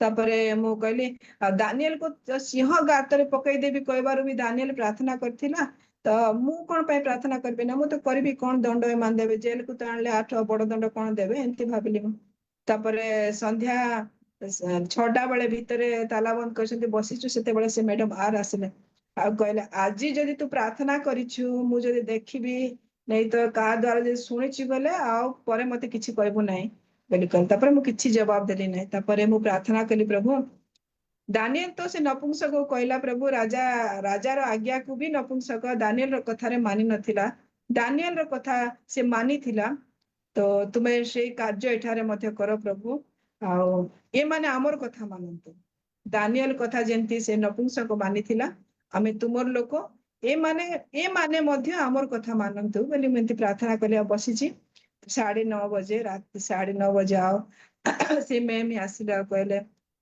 अच्छा तू आज रात प्रार्थना करू आका ना बोली कहले मैं कहली हाँ जी मैम मैं करूंगी ही बोली कहले हाँ कितने बजे केतला बेले करू कहले ମୁଁ କହିଲି ଯେତେବେଳେ ମୋ ନିଦ ଛାଡିବ ସେତେବେଳେ କରିବି ଗଲେ ତଥାପି କହିବାର ମୁଁ କହିଲି 2ଟାରେ କରିବି ବୋଲି କହିଲି ନାଇଁ ନାଇଁ 2ଟାରେ ଉଠିକି କରନା ତ ବୋଲି ତ ମୁଁ କହିଲି ଆପଣ କୁହନ୍ତୁ ଟାଇମ ଦିଅନ୍ତୁ ମ୍ୟାମ୍ ବୋଲି କହିଲି ତାପରେ ସେମାନେ କହିଲେ नहीं आप बताइए ମୁଁ କହିଲି 3ଟା ବେଳେ କହିଲେ ନାଇଁ 3ଟା ବେଳେ ବି କରନା ତୁ 4ଟା ବେଳେ ଉଠିକି ପ୍ରାର୍ଥନା କରେ ବୋଲି କହିଲେ ତାପରେ ମୁଁ ପ୍ରଭୁଙ୍କୁ ଧନ୍ୟବାଦ ଦେଲି ପ୍ରଭୁ ଆମ ସାଥ ଥିଲେ ସେ ଦାନିଏଲ ପରମେଶ୍ୱର ସେଠି ବି କାର୍ଯ୍ୟ କଲେ ସେ ନିଜେ ହିଁ ଆମକୁ ସମୟ ଦେଲେ ତୁମେ ଉଠିକି ପ୍ରାର୍ଥନା କର ବୋଲି କହିଲେ ତାପରେ ସଣ୍ଡେ ଆସିଲା ଯେତେବେଳେ ସଣ୍ଡେ ଆସିଲା ଆଉ ଆମେ ସବୁ ସଣ୍ଡେ 9:30 ଉଠି ଆରାଧନା ହୁଏ ତ ଆମେ ଦୁଇ ଭଉଣୀ କଥା ହେଲୁ ଆମେ ଯିବା ସେ ବହୁତ ଷ୍ଟ୍ରିକ୍ଟ ଥିଲେ ସେ ମ୍ୟାମ୍ ଆମେ ଯିବା ତାଙ୍କୁ କହିବା ଆଉ ଆମକୁ ସମୟ ଦିଆଯାଉ ତାପରେ ଆମେ 2 ଜଣ ଗଲୁ ପ୍ରାର୍ଥନା ସହିତ ଗଲୁ ଆଉ ତାଙ୍କୁ କହିଲୁ ମ୍ୟାମ୍ ये ସଣ୍ଡେ ଆଉ ଆମର ପ୍ରଭୁଙ୍କର ଦିନ ଆମକୁ ସମୟ ଦିଆଯାଉ 2 ଘଣ୍ଟା ସମୟ ଦିଆଯାଉ ଆମେ କୋଉଠି ବି ବସିକି ଆମେ ପ୍ରାର୍ଥନା କରିବୁ ଏକାଠି କରିବାରୁ କହିଲେ ଆଉ ତମେ ସନ୍ଧ୍ୟା 4ଟା ବେଳେ କର କହିଲେ ମୁଁ କହିଲି ନାଇଁ ମ୍ୟାମ୍ ଏବେ ତ ସମୟ ଅଛି ଏବେ ଦିଅନ୍ତୁ ତାପରେ ଏତେ କଠୋର ପ୍ରଭୁ ତାଙ୍କୁ ବି ବଦଳେଇଲେ ଆଉ କହିଲେ କି ଯାଅ ସେ ରୁମରେ ବସିକି ପ୍ରାର୍ଥନା କର ସେଠି ନିରୋଳ ସେଠି ବସିକି ପ୍ରାର୍ଥନା କର ଆଉ ପ୍ରଭୁଙ୍କ ଅନୁଗ୍ରହରୁ ଆମେ କମ ସେ 10ଟାରୁ ସନ୍ଧ୍ୟା 4:30 ପର୍ଯ୍ୟନ୍ତ ଆମେ ଗୋଟିଟେ ବସିଲୁ ବହୁତ ଗୀତ ଗାଇଲୁ ବହୁତ ଆରାଧନା କଲୁ ସ୍ତୁତି କଲୁ ଯେତେ ବାକ୍ୟ ଆମେ ଛୋଟ ଅବସ୍ଥାରେ ସଣ୍ଡେ ସ୍କୁଲରେ ମୁଖସ୍ଥ କରିଥିଲୁ ସବୁ ବାକ୍ୟକୁ ଯୋଉଟା ଯୋଉଟା ଆମକୁ ମନେ ପଡିବ ମନେ ପକେଇକି ଆମେ ମନନ କଲୁ ଆଉ ପରମେଶ୍ୱରଙ୍କ ଉପସ୍ଥିତିରେ ଆମେ ସମୟ ବିତେଇଲୁ ସେ ପ୍ରକାର ସବୁ ଦିନ ବେଳେ ଆମେ ସମୟ ମାଗୁଥିଲୁ ସେମାନେ ଆମକୁ ସମୟ ଦଉଥିଲେ ଆଉ ଯେତେବେଳେ ପରମେଶ୍ୱରଙ୍କ ଆତ୍ମା ଯୋଉ ରୁମରେ ମୁଁ ଥିଲି ସେଠି 5 ଜଣ ଠିକ ଠାକ ପାଖେ ପାଖେ ଲାଗିକି ଶୋଇପାରିବେ କିନ୍ତୁ ସେଠି ଆମେ 7 ଜଣ ଲେଡିଜ ଥିଲୁ ଆଉ 2ଟା ଛୋଟ ପିଲାମାନେ ବି ସେଠି ରହୁଥିଲେ ଆଉ ମୁଁ ଯେତେବେଳେ ପ୍ରାର୍ଥନା କରୁଥିଲି ପରମେଶ୍ୱରଙ୍କ ଆତ୍ମା ସେମାନଙ୍କ ଜୀବନରେ ବି କାର୍ଯ୍ୟ କଲେ ଆଉ ସେମାନେ ମୋ ଠାରୁ ସୁସମାଚାର ଶୁଣିଲେ, ମୁଁ ସେମାନଙ୍କୁ ସୁସମାଚାର ଶୁଣିଲି। ଆଉ ପ୍ରତ୍ୟେକ ମୁଁ ମୌକା ଚାହୁଁଥିଲି କି ପ୍ରତ୍ୟେକ ପରିସ୍ଥିତିରେ ମୁଁ ପରମେଶ୍ୱରଙ୍କ ବାକ୍ୟକୁ ଏମିତି ଏମାନଙ୍କ ମଧ୍ୟରେ ରଖିପାରିବି। ଆଉ ପ୍ରଭୁ ଅନୁଗ୍ରହ କଲେ, ତାଙ୍କ ବାକ୍ୟକୁ ମୁଁ ରଖିଲି। ଆଉ ଗୁଡି ନାମକ ସେ ଯୋଉ ଭଉଣୀ ଥିଲେ, ସେ ମତେ କହିଲେ କି ଆମେ ବେଲ୍ ପାଇଁ ଆପ୍ଲାଏ କରିଛୁ, ଯଦି ଆମର ବେଲ୍ ହେଇଯିବ ମୁଁ ଗଲା ପରେ କିଛି ପୂଜା ପାଠ କରିବି ନାହିଁ, ମୁଁ ଆଉ ମୁଁ ଖାଲି ଚର୍ଚ୍ଚ ଖୋଜିକି ଚର୍ଚ୍ଚ ଯିବି ବୋଲି କହିଲେ। ତାପରେ ଆଉ ଛତିଶଗଡ଼ର ଜଣେ ତାଙ୍କେ କହୁଥିଲେ, ତାଙ୍କେ ଜିଲ୍ଲା ଅଧ୍ୟକ୍ଷ ବୋଲି କହୁଥିଲେ ତାଙ୍କେ, ଆଉ ତାଙ୍କୁ ମର୍ଡର କେସରେ ତାଙ୍କେ ଜେଲରେ ଥିଲେ। ଆଉ ତାଙ୍କେ କହୁଥିଲେ କି ଆମ ରିଶ୍ତେଦାର ଲୋକ କେହି ଜାଣିନାହାନ୍ତି, ମତେ ଛତିଶଗଡ଼ ରଖିବା କଥା, କିନ୍ତୁ ଲୋକ ନ ଜାଣି ପାରନ୍ତୁ ଭାବିକି ମତେ ମଧ୍ୟପ୍ରଦେଶରେ ରଖା ହେଇଛି, କେହି ଜାଣିନାହାନ୍ତି। ଆଉ ମୁଁ ବି ଏତେ ଷ୍ଟ୍ରେସରେ ଆସିଗଲି, ଚିନ୍ତାରେ ଆସିଗଲି କି ସବୁ ଫୋନ ନମ୍ବର ବି ମୁଁ ଭୁଲିଗଲି। ଆଉ ଯେତେବେଳେ ଆମର ବେଲ୍ ହେଲା, ଅଦ୍ଭୁତ କାମ ହେଲା, ସମସ୍ତେ ଆମକୁ ଧରି କହିଲେ କି ଆମ ପାଇଁ ବି ପ୍ରାର୍ଥନା କରିଦିଅନ୍ତୁ, ଆମର ଦରଖାସ୍ତ ବି ତୁମ ପ୍ରଭୁ ଯୀଶୁଙ୍କ ପାଖରେ ଟିକେ ରଖିଦିଅ, ଆମକୁ ବି ବେଲ୍ ହେଇଯାଅ।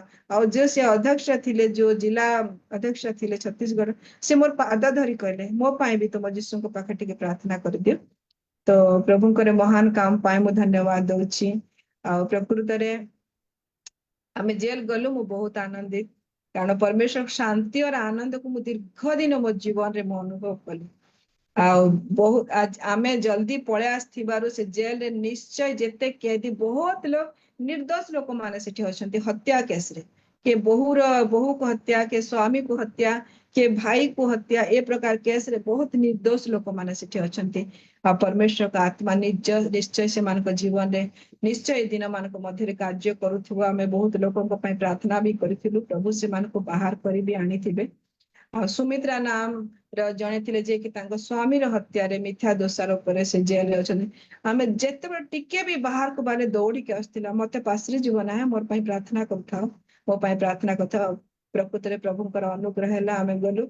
ଆଉ ସବୁଠାରୁ ଆମେ ତ ଖୁସିରେ ଥିଲୁ, ମୋର ମନରେ ଚିନ୍ତା ଥିଲା କି ମୋର ପରିବାର ଲୋକମାନେ କେମିତି ଅଛନ୍ତି। ମୁଁ ଜେଲ ଗଲି, ଆମେ ଜେଲ ଗଲୁ, ଦୁଃଖରେ ଥିବେ କି। ଆଉ ଶୈତାନକୁ ଥାପଡା ମାରିଲା ଭଳିଆ ଲାଗିଲା ମତେ ଯେତେବେଳେ ମୁଁ ବାହାରକୁ ଆସିଲି। ଆଉ ମୋ ନନା ମତେ ଫୋନ କଲା, କହିଲା ଆମେ ତୋ ପାଇଁ ବହୁତ ଆନନ୍ଦିତ, ଆମେ ବହୁତ ଖୁସି, କାରଣ ତୁ ପ୍ରଭୁଙ୍କ ପାଇଁ ଜେଲ ଗଲୁ। ଆଉ ମତେ ବହୁତ ଆଚ୍ଛା ଲାଗିଲା। ଆଉ ମୋ ସାନ ଭଉଣୀ ବି ମତେ ଫୋନ କରି କହିଲା, ଯେତେବେଳେ ଆମେ ଶୁଣିଲୁ, ହଠାତ୍ ଶୁଣିଲୁ ତ ମତେ ଟିକେ ଦୁଃଖ ଶକ୍ ଲାଗିଲା, କିନ୍ତୁ ଆମେ ଲୁହ ଝରେଇନୁ କେ ପାଇଁ, ଆମେ ପ୍ରଭୁଙ୍କୁ ଧନ୍ୟବାଦ ଦେଲୁ। ଆଉ ମୁଁ ବହୁତ ଖୁସି ହେଲି। ଏଇଟା ବି ମୋ ପାଇଁ ପ୍ଲସ୍ ପଏଣ୍ଟ ଥିଲା କି ପରମେଶ୍ୱର କେବଳ ମତେ ସେ ଶାନ୍ତି ଆନନ୍ଦ ଦେଇନଥିଲେ, ମୋର ପୁରା ପରିବାରକୁ ବି ଦେଇଥିଲେ। ଏଥିପାଇଁ ମୁଁ ପ୍ରଭୁଙ୍କୁ ବହୁତ ବହୁତ ଧନ୍ୟବାଦ ଦିଏ। ଆପଣ ମାନେ ଆମ ପାଇଁ ପ୍ରାର୍ଥନା କରିଥିଲେ, ଏଥିପାଇଁ ଆମେ ଜଲ୍ଦି ପଳେଇ ଆସିଲୁ। ମୋର ରିକ୍ୱେଷ୍ଟ ଆପଣ ମାନଙ୍କ ସମ୍ମୁଖରେ, ଆମେ ମାତ୍ର 6 ଦିନ ଜେଲରେ ଥିଲୁ। 6 ଦିନ ଭିତରେ ମୋ ସ୍ୱାମୀକୁ ଥରେ ଜେଲରେ ମରା ଯାଇଥିଲା, ମୋର ପୁଅକୁ 3 ଥର ମାରିଥିଲେ, ଆଉ ମୋର ପୁଅ ସହିତ ରହିଥିବା ପୁଅକୁ ବି 3 ଥର। ବସିଥିବା ଲୋକକୁ ସେମାନେ ଡାକିକି ନେବେ, ଆଉ ସେମାନଙ୍କୁ ଇଚ୍ଛା ଲାଗିଲେ ସେମାନେ ମାରିବେ। ତ 6 ଦିନ ଭିତରେ ଯୋଉ 3 ଥର ଏମାନେ ମାଡ ଖାଇଛନ୍ତି, ଯୋଉମାନେ ମାସ ବର୍ଷ ଅଛନ୍ତି, ସେମାନେ କି ପ୍ରକାର ପରିସ୍ଥିତି ଥିବେ। ସୋମବାର ଦିନ ଜଣେ ଭଉଣୀ ଗୋଟେ ଜୁମ୍ ମୁଁ ଆଟେଣ୍ଡ କରିଥିଲି, ସେ ଭଉଣୀ କହୁଥିଲେ 40 ଦିନ ପରେ ସେ ଭଉଣୀ ବେଲରେ ଆସିଛନ୍ତି। ବାହା ହେଇ ମାତ୍ର 1.5 ବର୍ଷ ହେଇଛି, ଛୁଆ ନାହିଁ ସେମାନଙ୍କର। ସେ ଭଉଣୀ ବେଲରେ ପଳେଇ ଆସିଛନ୍ତି 40 ଦିନ ପରେ। ତାଙ୍କ ସ୍ୱାମୀ ଅଛନ୍ତି, ତାଙ୍କୁ ସବୁଦିନ ମରା ଯାଉଛି ସେଠି। ଆଉ ତାକୁ ନାଳିଆର ପାଣି ତାକୁ ପିଇବା ପାଇଁ କୁହାଯାଉଛି।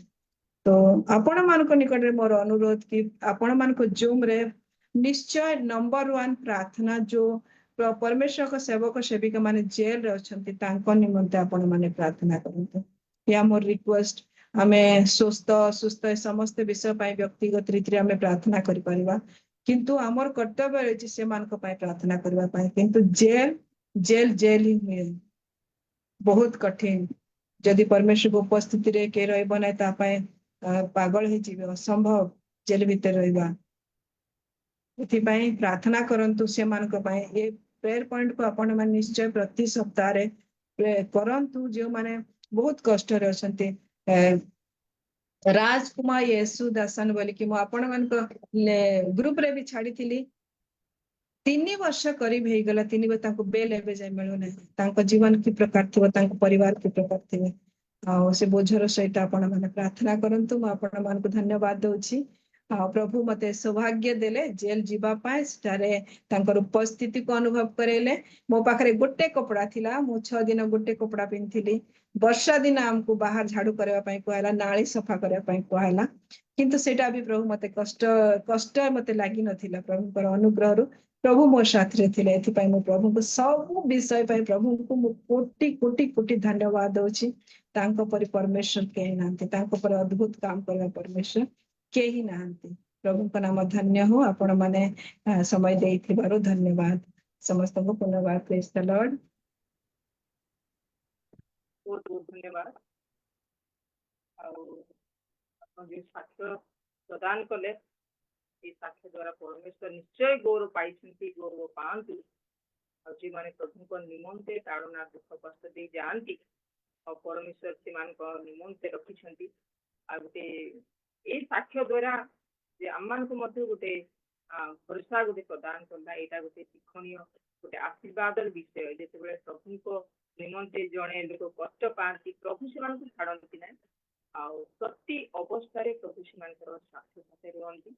ତେଣୁ ଏଇଟା ବି ଆମମାନଙ୍କୁ ଗୋଟେ ଶିକ୍ଷଣୀୟ ବିଷୟ ବା ଆଶୀର୍ବାଦର ବିଷୟ ହୋଇପାରିଛି। ଏଇ ସାକ୍ଷ୍ୟ ଦ୍ୱାରା ଆମମାନେ ଆଶୀର୍ବାଦ ମଧ୍ୟ ପ୍ରାପ୍ତ ହେଇପାରିଛୁ ଯେ ଆମମାନଙ୍କର ପରମେଶ୍ୱର ଏତେ ମହାନ ପରମେଶ୍ୱର ଯେକୌଣସି ପରିସ୍ଥିତିରେ ରକ୍ଷା କରନ୍ତି।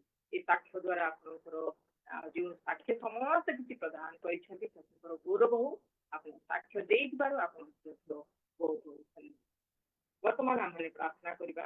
ଆଉ ଯଦି କାହିଁକି ସାକ୍ଷ୍ୟ ଅଛି,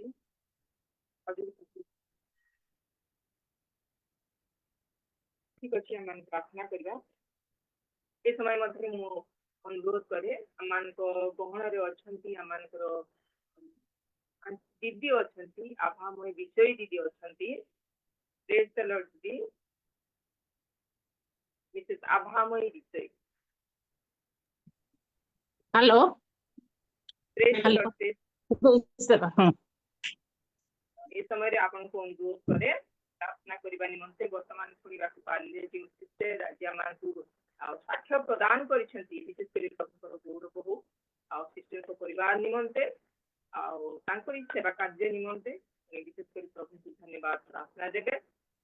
ପୁଣି ଯେତେ ଜଣ ଯେଉଁ ବିନା ଦୋଷରେ ବିନା ଭୁଲରେ ଜେଲ ଦଣ୍ଡ ପାଉଛନ୍ତି, ସେମାନଙ୍କର ମୁକ୍ତ ନିମନ୍ତେ, ସୁରକ୍ଷା ନିମନ୍ତେ ଆବଶ୍ୟକତା ପିତା ପରମେଶ୍ୱର ପ୍ରଦାନ କରନ୍ତୁ। ଏଥି ନିମନ୍ତେ ମଧ୍ୟ ପ୍ରାର୍ଥନାରେ କଢ଼ାଇ ନେବେ।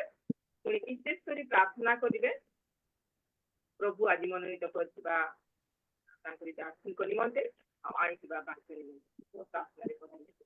ମୋର ଆଉ ଗୋଟେ ପ୍ରେୟାର ରିକ୍ୱେଷ୍ଟ, ଏପର୍ଯ୍ୟନ୍ତ ଆମର ପୋଲିସ ଷ୍ଟେସନରୁ ଚାର୍ଜ ସିଟ୍ କୋର୍ଟରେ ଜମା ହେଇନାହିଁ।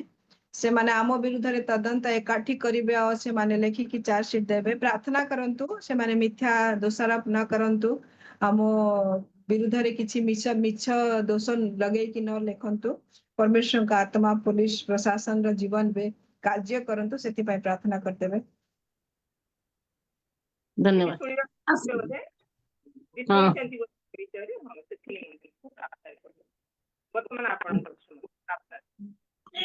ସମସ୍ତଙ୍କୁ ପ୍ରେଜ୍ ଦ ଲର୍ଡ। ଆସନ୍ତୁ ପ୍ରାର୍ଥନା କରିବା। ଧନ୍ୟବାଦ ଧନ୍ୟବାଦ ଧନ୍ୟବାଦ ଧନ୍ୟବାଦ ଦଉଛି ପ୍ରଭୁ। ପ୍ରଭୁ ଆମ ପ୍ରିୟ ଅଯୋଗ୍ୟ ମୂର୍ଖ ପାପୀ ଅକିଞ୍ଚନକୁ ପ୍ରଭୁ ତୁମ ଚଳନ୍ତଳକୁ ଆସିବାକୁ ଦେଇଛ। ପ୍ରଭୁ କୌଣସି ଯୋଗ୍ୟତା ନାହିଁ, କିନ୍ତୁ ଦୟା କରିଛ ବୋଲି ଆଜି ଏଇ ମିଟିଂରେ ପ୍ରଭୁ ଆମ ଭଉଣୀମାନଙ୍କୁ ତୁମେ ଏକତ୍ର ବସି ତୁମର ଧନ୍ୟବାଦ ଦେବା ପାଇଁ, ତୁମର ସ୍ତୁତି ପ୍ରଶଂସା କରିବାକୁ, ତୁମ ବାକ୍ୟ ପଠନ କରିବାକୁ ତୁମେ ସାହାଯ୍ୟ କଲ। ପ୍ରଭୁ ଭଉଣୀ କେତେ ସୁନ୍ଦର ସାକ୍ଷ୍ୟ ଦେଲେ। ପ୍ରଭୁ ମୀନା ଭଉଣୀଙ୍କ ଜୀବନରେ ତୁମେ କେତେ ଆଶ୍ଚର୍ଯ୍ୟ କର୍ମ କରିଛ ପ୍ରଭୁ। ପ୍ରଭୁ ସେ କହିଲେ ପ୍ରଭୁ ତୁମେ ତାଙ୍କୁ ଆବରିଥିଲ, ସବୁ ଅବସ୍ଥାରେ ତୁମେ ତାଙ୍କୁ ଶାନ୍ତି ଆନନ୍ଦ ଦେଇଛ ପ୍ରଭୁ।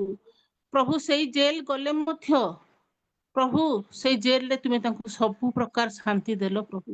କାରଣ ତୁମେ କହିଛ ମୋର ସନ୍ତାନ ମାନେ ଯେଉଁ ସ୍ଥାନରେ ରହନ୍ତି ପ୍ରଭୁ ମୁଁ ସେଇ ସ୍ଥାନରେ ଉପସ୍ଥିତ ଥାଏ ପ୍ରଭୁ। ପ୍ରଭୁ ଆଜି ତୁମ ଦିନ ଯେ ସନ୍ନିକଟ, ପ୍ରତ୍ୟେକଙ୍କୁ ତୁମେ ତାହା ଜଣେଇ ଦଉଛ ପ୍ରଭୁ। ଆମେ ଏଇ ସବୁ ପାଇଁ ନିଜ ଜୀବନକୁ ପ୍ରଭୁ ଆଜି ଆମେ ମାର୍ଜିତ କରି ଆହୁରି ତୁମ ପାଖକୁ ଆସିବା ସେଇ ଅନ୍ତକଣ ଆମ ପ୍ରତ୍ୟେକଙ୍କୁ ଦିଅ ପ୍ରଭୁ। ଭଉଣୀଙ୍କ ଜୀବନରେ କେତେ ଆଶ୍ଚର୍ଯ୍ୟ କର୍ମ କଲ। ତାଙ୍କ ସ୍ୱାମୀକୁ ମାଇଲେ, ତାଙ୍କ ପୁଅକୁ ପ୍ରଭୁ ମାଇଲେ, ପ୍ରଭୁ ଜଞ୍ଜିରରେ ବନ୍ଧା ଗଲେ, କିନ୍ତୁ ତୁମେ ତାଙ୍କୁ ଯେ ସେଇ ଅନନ୍ତ ଜୀବନ ଅଧିକାରୀ ହବା ପାଇଁ ପ୍ରଭୁ ସବୁ ଦ୍ୱାରା ତାଙ୍କ ପରିବାରକୁ ତୁମେ ଦେଲ ପ୍ରଭୁ, ସେଥିପାଇଁ ଧନ୍ୟବାଦ ଦଉଛି। ଭଉଣୀକି ଆହୁରି ପ୍ରଭୁ ତୁମେ ଆଶୀର୍ବାଦ କର ପ୍ରଭୁ, ଆହୁରି ତୁମ ପାଇଁ ବ୍ୟବହାର କର, ତୁମ ପାଇଁ ଦଣ୍ଡାୟମାନ କର, ତାଙ୍କ ପରିବାରକୁ ତୁମେ ଆଶୀର୍ବାଦ କର। ତାଙ୍କ ପରିବାରରେ ପ୍ରଭୁ ତାଙ୍କର ଯୋଉ ମଣ୍ଡଳୀ ଅଛି ସେ ମଣ୍ଡଳୀକୁ ପ୍ରଭୁ ଆହୁରି ପ୍ରଧିଷ୍ଣୁ ହବ ପ୍ରଭୁ। ଯେତେ ସେମାନେ କରିବେ, ଯୋଉମାନେ କରିବେ ପ୍ରଭୁ, ସେମାନଙ୍କ ଅନ୍ତରେ ତୁମେ କଥା କହିବ। କଥା କହିଲ ବୋଲି ଆମେ ଆଜି ଶୁଣିଲୁ ପ୍ରଭୁ।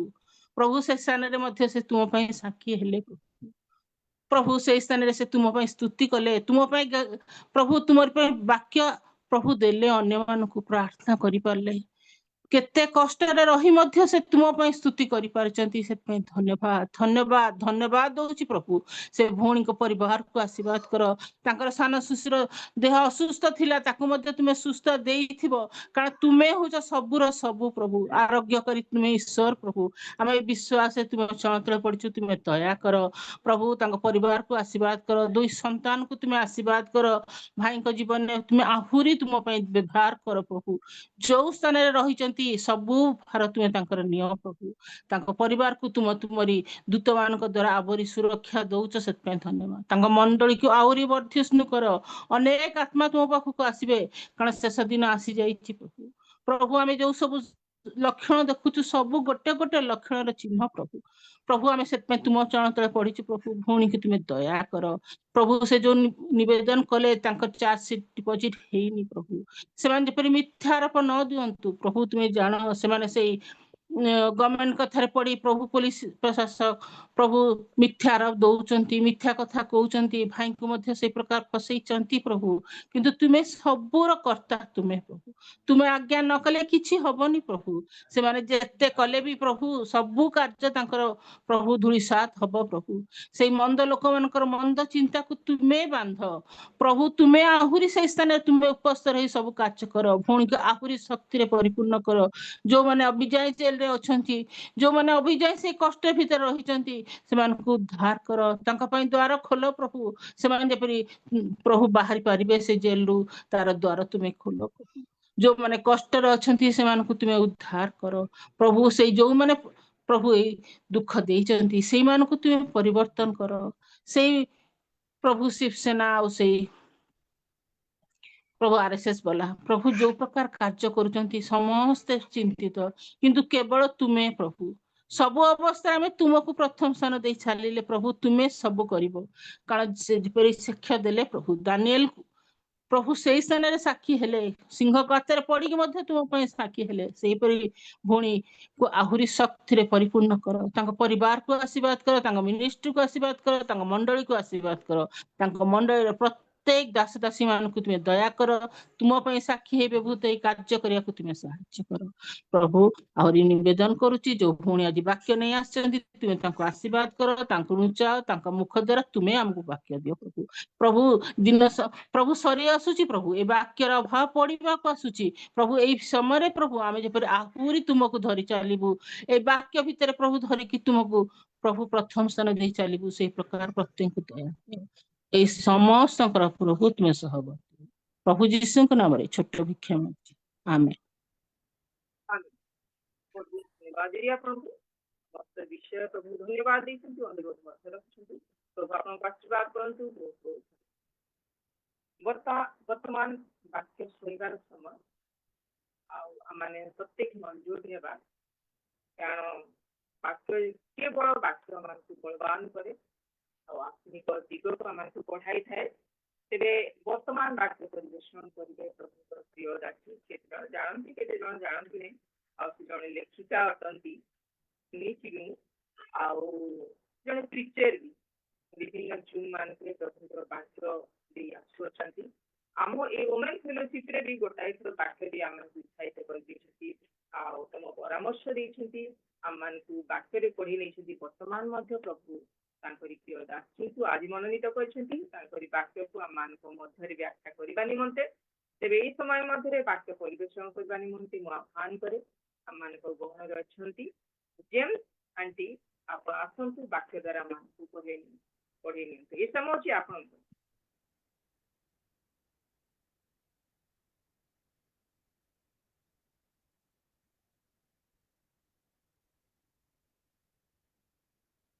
समय वाक्य परिवेषण करने निमंते मु आह्वान करे आम गहणार अच्छा मिसेस मनमोहिनी जैन आंटी आग को आसवे वाक्य द्वारा आम पढ़ाई ने बाइबल अध्ययन साहाय्य करने निमंते मु अनुरोध करे आम गहणार अच्छा मिसेस नलिनी जेना वाक्य अध्ययन साहाय्य समय हूँ आप आंटी ऑन करंतु ऑन करंतु ऑन करंतु मोर आवाज आसुची हाँ सुभा शुभ जाउची ना हाँ ठीक ठीक अच्छे सुभा समस्त को मोर नमस्कार प्रभु समस्त को विशेष भाव में आशीर्वाद करले मते सुजोग मध्य आपण माने देइचंती सेथिपई ख्रीष्ट जीशुंकर नाम रे मु भौणी मान को नमस्कार दबा सहित धन्यवाद दिए आ बिंदु भौणी को मध्य धन्यवाद दिए मते सुजोग देइचंती आ सबुठु बेसी मु खुशी जे मु ऑन कला बेले गोटे साक्ष्य शुणुथिली हमर मने होची मु ए घटनाटा आमे बोधवे रश्मि स्वाई जे अछंती से बोधे कहूथिले जेल जीवा घटना आ सेथि लागि बोधे मोर मने पड़ुछि आमे थरे प्रार्थना आमे प्रार्थना रे भी रखिथिलु ए घटना को नहीं किंतु मु सठिक ना जानिनी जहा भी हो ए साक्ष्य निमंते मु बहुत धन्यवादी कारण मो वाक्यटी जे अनेकटा सेई ताकुई बेस करी आज मु देबा को जाउची दृढ़ दृढ़ भाव रे आमे किपरि ईश्वर को सहित ख्रीष्ट रे आमे किपरि बद्धमूल अछु तारी पर मु वाक्य देबा को जाउची आ समस्त को आउ थरे धन्यवाद दे मु निवेदन करिबी जे जिरिमिया 17 पर्व 5 रु 8 आ गीत संगीता 1 पर्व 3 पद टिके दया करी पढ़िबे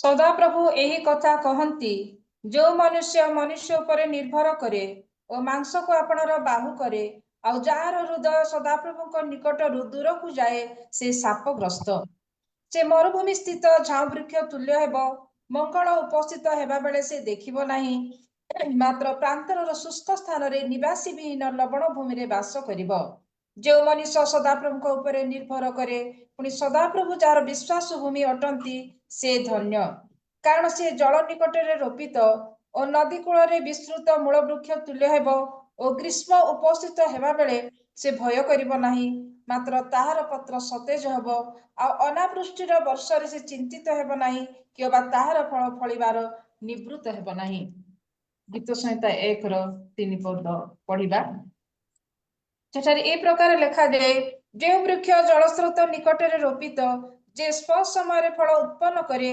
जार पत्र ही मलिन हुए नाही एपरि वृक्ष सदृश से हेब पुणी से जहा करे ताहा सफल हेब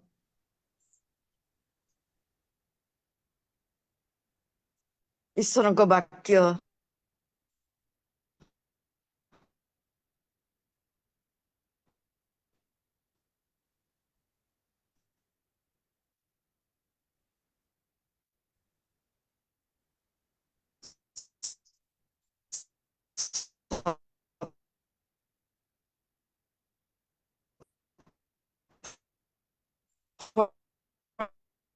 कायना मु नितांत गोटे साधारण प्रभु को अनुग्रह रे किछि वाक्य कहबा लागि मते प्रभु जहा मनोनीत करी शिक्षा दई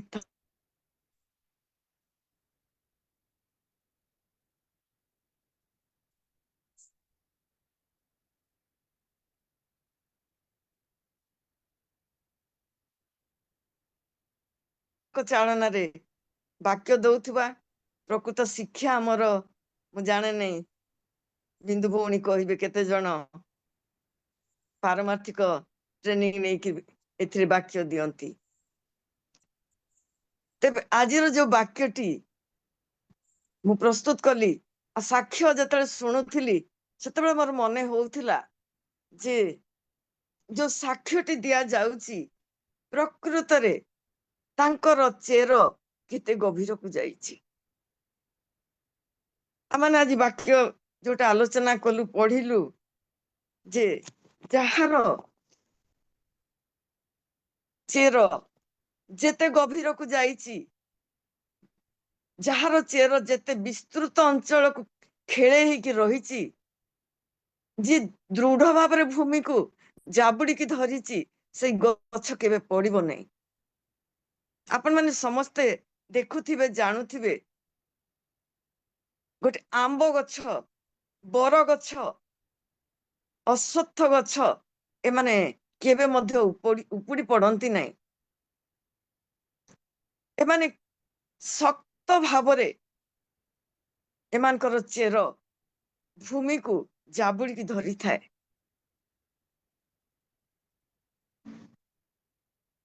ଏଠି ଆମେ ଦେଖିଲୁ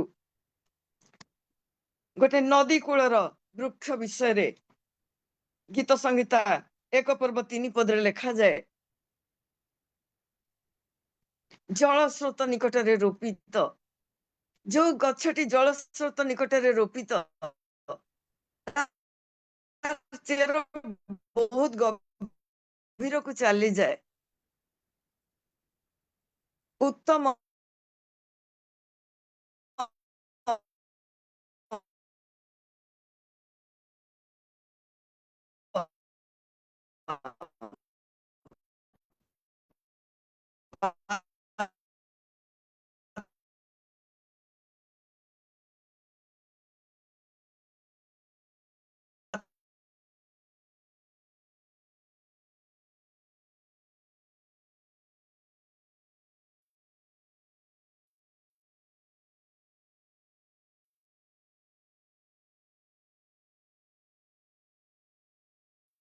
network problem. ଆଣ୍ଟି ଭଏସ ଟିକେ କଟ୍ ହଉଛି। ମୋର ଆୱାଜ ଆସୁଛି ତ? ବର୍ତ୍ତମାନ ଆସିଛି, ଆଗରୁ ଟିକେ କଟ୍ ହଉଥିଲା। କାହିଁକି ହଠାତ୍ କଟିଗଲା ଆପେ ଆପେ। କଣ କରିବା, ମୋବାଇଲ ବହୁତ ପ୍ରୋବ୍ଲେମ ଆଜିକାଲି ହଉଛି। ତେବେ ଯାହା ବି ହଉ, ସେ ଚେର ଯୋଉ ଅତି ଗଭୀରତମ ପ୍ରଦେଶରେ ଯାଇକି ପହଞ୍ଚିଯାଏ, ଭୂମିର ସେଇ ସ୍ରୋତ ଥିବା ଗଭୀର ଜାଗାକୁ ଯେତେବେଳେ ସେ ଚେରଟି ଯାଏ, ସେ ଡାଇରେକ୍ଟ ସ୍ରୋତ ସହିତ ତା ଚେରର ସଂଯୋଗ ହୁଏ। ଆଉ ସେ ତା ଗଛ, ତାର ଶାଖା ପ୍ରଶାଖା, ପତ୍ର ନିମନ୍ତେ ଖଣିଜ ସାରଠୁ ଆରମ୍ଭ କରି ଜଳ ପର୍ଯ୍ୟନ୍ତ ସବୁ କିଛି ଶୋଷିକିରି ଟାଣି ଆଣେ। ଆଉ ସେଇ ପାଣି ତାର ସମସ୍ତ ଶରୀରକୁ, ଗଛର ଡାଳ, ଶାଖା ପ୍ରଶାଖା ଯେତିକି ଥାଏ, ଆଉ ଯେତେ ପତ୍ର ଥାଏ, ସବୁକୁ ସେ ସଞ୍ଜୀବିତ କରି ରଖେ। ପ୍ରତ୍ୟେକ ସେଇ ଗଛ ଆପଣ ମାନେ ନିଜ ଘରେ ଦେଖିବେ, ଯଦି ଛୋଟ ମରିଚ ଗଛଟିଏ ଲଗେଇଥିବେ କି ଗୋଟେ ବାଇଗଣ ଗଛଟିଏ ଲଗେଇଥିବେ, ଆପଣ ତାକୁ ଉପାଡ଼ିବେ, ଦେଖିବେ ତାର ମୂଳ ଚେର ଖୁବ କମ ଗଭୀରକୁ ଯାଇଛି। ପାଣି ଆପଣ ଦେବେ, ଠିକ ଅଛି, ଗଛଟି ସତେଜ ରହିବ। 2 ଦିନ ଆପଣ ପାଣି ବନ୍ଦ କରିଦେବେ, ଗଛଟି ସମ୍ପୂର୍ଣ୍ଣ ରୂପେ ଝାଉଁଳି ଯିବ। କାରଣ ତାର ମୂଳ ଚେର ସେଇ ସ୍ରୋତ ପାଖରେ ପହଞ୍ଚି ନଥାଏ, ଯୋଉ ସ୍ରୋତରେ ସେ ବର୍ଷ ଯାକ ଚିରସ୍ରୋତର ସମସ୍ତ ଶାଖା ପ୍ରଶାଖା ସେଥିରେ ପରିପୁଷ୍ଟ ହୋଇ ରହନ୍ତି। ପତ୍ର ତାର କେବେ ବି ଝାଉଁଳି ପଡେ ନାହିଁ। ତାର ଆଉ ଗୋଟେ ସେଇ ଗଭୀରକୁ ଯାଉଥିବା ବା ଦୃଢ ଭାବରେ ଭୂମିରେ ପ୍ରବେଶ କରୁଥିବା ସେ ବଡ ଗଛର ଆଉ ଗୋଟେ ଗୁଣ ହେଲା, ତାର ମୂଳ ଗୋଟିଏ ଜାଗାରେ ନଥାଏ। ଏଠି ଆମେ ଦେଖୁଛୁ ଏଇ 17 ପଦର 8 ପଦରେ ଲେଖାଯାଏ, ଜଳ ନିକଟରେ ରୋପିତ, ନଦୀ କୂଳରେ ବିସ୍ତୃତ ମୂଳ ବୃକ୍ଷ। এই ବିସ୍ତୃତ ମୂଳ ବୃକ୍ଷର ଗୋଟେ ବିଶେଷ ଗୁଣ ହେଲା, ତାର ମୂଳ ଚେରଟି ତ ସମ୍ପୂର୍ଣ୍ଣ ତଳ ପର୍ଯ୍ୟନ୍ତ ଯାଇଥାଏ, କିନ୍ତୁ ତାର ଅନେକ ଶାଖା ଚେର ଦୂର ଦୂରାନ୍ତର ଅଞ୍ଚଳକୁ ବ୍ୟାପିଥାଏ। ଗଛ ଗୋଟିଏ ଜାଗାରେ ଥାଏ, କିନ୍ତୁ ତାର ଚେର ଗୁଡିକ ଚାରିଆଡେ ବିସ୍ତୃତ ଭାବରେ ଗଛର ଚତୁଃପାର୍ଶ୍ୱରେ ଖେଳେଇ ହେଇକି ରହିଥାଏ। ଆଉ ସେ ଯୋଉ ଶାଖା ଚେର ଗୁଡିକ ଭୂମିର ଚତୁଃପାର୍ଶ୍ୱରେ ଘେରି ରହିଥାଏ, ସେଇଟା ହିଁ ମୂଳର ସେଇ ମାଟିକୁ ଜାବୁଡିକି ଧରିଥାଏ। ସେଇ ଶାଖା ଚେର, ଆପଣ ମାନେ ମୁଁ ସେ ବାଇଗଣ କଥା ଗଛ କଥା ଯଦି କହିବି, ଆପଣ ଯେତେବେଳେ ତାକୁ ଉପାଡ଼ିବେ, ଗୋଟେ ମୂଳ ଚେର ଥାଏ ଆଉ ତା ସାଇଡରେ ଅସଂଖ୍ୟ ଶାଖା ଚେର ଥାଏ। ଛୋଟ ଗଛର ଛୋଟ ପରିଧିରେ ଚେର ମାଡିଥାଏ, କିନ୍ତୁ ଗୋଟେ ବର ଗଛ କି ଗୋଟେ ଆମ୍ବ ଗଛ, ବିରାଟ ଗଛ, ତାର ଚେର ଗୁଡିକ ବିସ୍ତୃତ ଭାବରେ ଧରନ୍ତୁ 64 କିଲୋମିଟର ପରିଧିରେ ସେମାନେ ବିଛେଇ ହେଇକି ରହିଥାନ୍ତି, ଯୋଉଥିପାଇଁ କି ଯେଡେ ବଡ ବାତ୍ୟା ଆସୁ, ଯେତେ ବଡ ଝଡ ତୋଫାନ ହଉ, ସେ ଗଛ ସିଧା ଠିଆ ହେଇଥାଏ, ସେ ପଡିଯାଏନି। ତାର ହୁଏତ ସାମୟିକ କିଛି କ୍ଷତି ହୁଏ, କିଛି ଡାଳ ଭାଙ୍ଗେ, କିଛି ପତ୍ର ଛିଣ୍ଡିଯାଏ, କିନ୍ତୁ ସେଇ ମୂଳ ଯେହେତୁ ମାଟିକୁ ଜାବୁଡି ଧରିଥାଏ, ସେ ଗଛ ହଲେ କିନ୍ତୁ ଉପୁଡି ପଡେନି। ତାର ପତ୍ର ସଦାବେଳେ ସବୁଜ ହେଇଥାଏ, ସେ ସମୟରେ ଫଳ ଉତ୍ପନ୍ନ କରେ। ଆପଣ ମାନେ ଦେଖିଥିବେ ଜ୍ୟେଷ୍ଠ ମାସରେ କି ଭୟଙ୍କର ଖରା, ବର୍ଷା ନାହିଁ, କିନ୍ତୁ ଆପଣ ମାନେ ଆମ୍ବ ଗଛରୁ ପାଚିଲା ଆମ୍ବ ତୋଳି ଖାଆନ୍ତି। କେମିତି ସମ୍ଭବ ହୁଏ ସେଟା? ତାର ସମ୍ଭବ ହେବାର କେବଳ ଗୋଟିଏ କାରଣ, ତାର ମୂଳ ଚେର ପୃଥିବୀର ଆଭ୍ୟନ୍ତରୀଣ ଅଞ୍ଚଳର ସେଇ ସ୍ରୋତ ପର୍ଯ୍ୟନ୍ତ ଯାଇ ଖାଦ୍ୟ ସାର ସଂଗ୍ରହ କରି ଗଛକୁ ପୁଷ୍ଟ କରିଥାଏ। ତେଣୁ ଭୟଙ୍କର ଖରା ଦିନ, ସମସ୍ତେ ପାଣି ଲାଗି ଡହଳ ବିକଳ ହେଲା ବେଳେ ମଧ୍ୟ ଆମ୍ବ ଗଛ, ଜାମୁ ଗଛରେ ଫଳ ଭରି ରହିଥାଏ, ଆଉ ସେ ପାଚିଲା ଫଳ ଆପଣ ମାନେ ଖାଇ ଆନନ୍ଦିତ ହୁଅନ୍ତି। ଆଉ ଗୋଟେ ଗଛ ବିଷୟରେ ମୁଁ ଆପଣ ମାନଙ୍କୁ ଏଠାରେ କହିବାକୁ ଚାହେଁ, ଯୋଉଟା କି 6 ପଦରେ ଲେଖାଯାଇଛି। ସେ ଜିରିମିୟ 6 ପର୍ବ 17 ପର୍ବ 6 ପଦରେ, ସେ ମରୁଭୂମିର ଝାଉଁ ବୃକ୍ଷ ତୁଲ୍ୟ ହବ କିଏ? ଯିଏ, ଏଠାରେ ମୁଁ ଝାଉଁ ଗଛର ବର୍ଣ୍ଣନା ଆପଣଙ୍କୁ ଆଗ କହିବି, ତାପରେ କିଏ ତାହା ବର୍ଣ୍ଣନା କରିବି। ଆପଣ ମାନେ 5 ପର୍ବରେ ସେଇଟା ପଢି ସାରିଛନ୍ତି। ସେଇ ବ୍ୟକ୍ତି ସେଇ ଝାଉଁ ବୃକ୍ଷ ତୁଲ୍ୟ, ଯିଏ କି ଝାଉଁ ବୃକ୍ଷ ଆପଣ ମାନେ ଜାଣନ୍ତି, ଝାଉଁ ବଣ କେବଳ ସମୁଦ୍ର କୂଳରେ ଥାଏ। ଝାଉଁ ଗଛ ଗୁଡିକ, ହଁ ଆପଣ ମାନେ ସୌଖିନିଆ ଆଣିକି ଗୋଟେ ଗଛ ଘରେ ହୁଏତ ଲଗେଇଥାନ୍ତି, କିନ୍ତୁ ଟିକେ ଝଡ ହେଲେ ଆପଣ ଦେଖିବେ ତାର ଅଧିକାଂଶ ଡାଳ ଭାଙ୍ଗି ଯାଉ, ଅନେକ ସମୟରେ ସେ ଉପୁଡିକି ପଡିଯାଏ।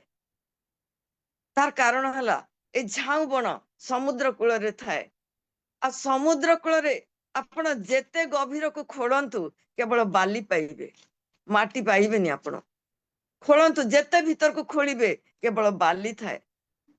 ଆପଣ ଜାଣନ୍ତି, ବାଲି ଉପରେ ଗୃହ ନିର୍ମାଣକାରୀର ଘର ସାମାନ୍ୟ ଧକ୍କାରେ ଟଳି ପଡିଲା।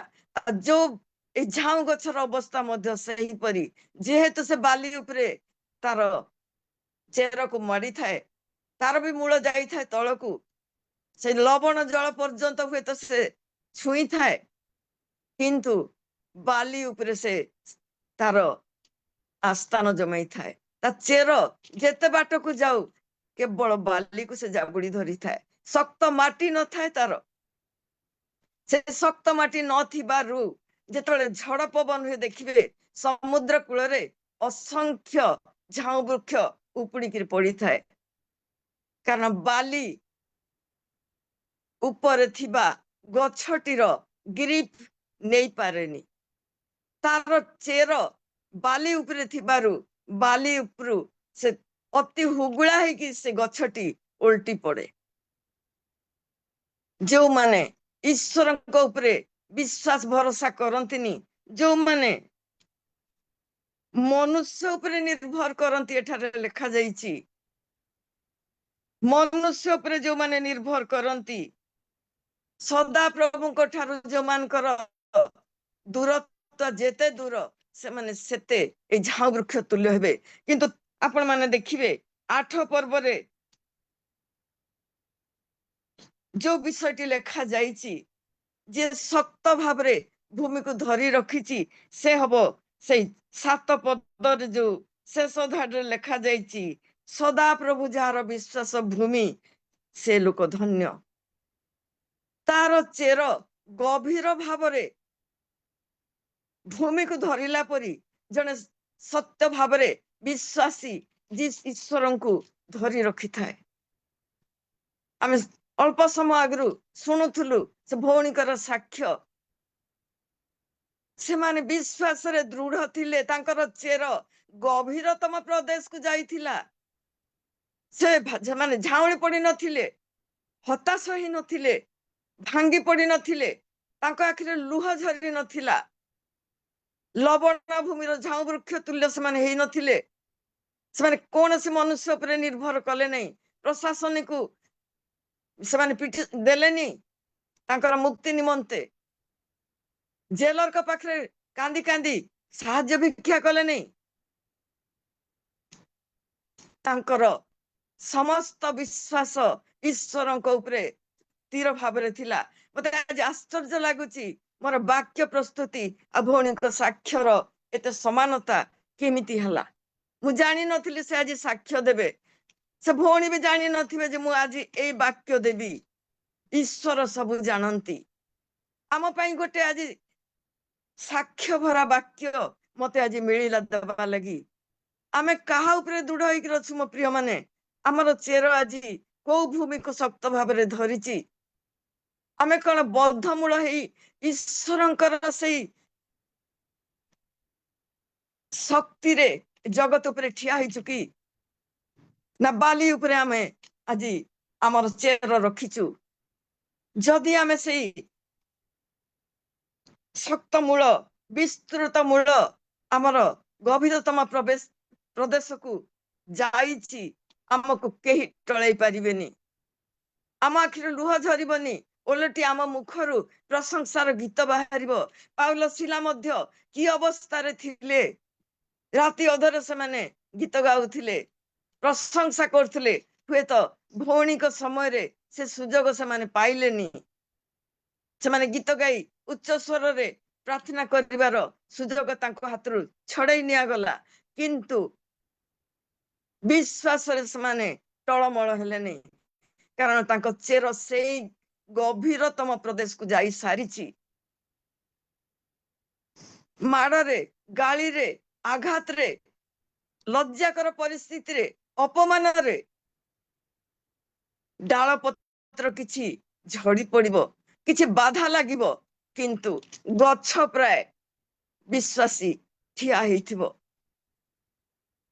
ଆମମାନେ ଆଉ ଗୋଟେ ଜାଗାରୁ ଦେଖିବା, କଲସ୍ୟ 1 ପର୍ବ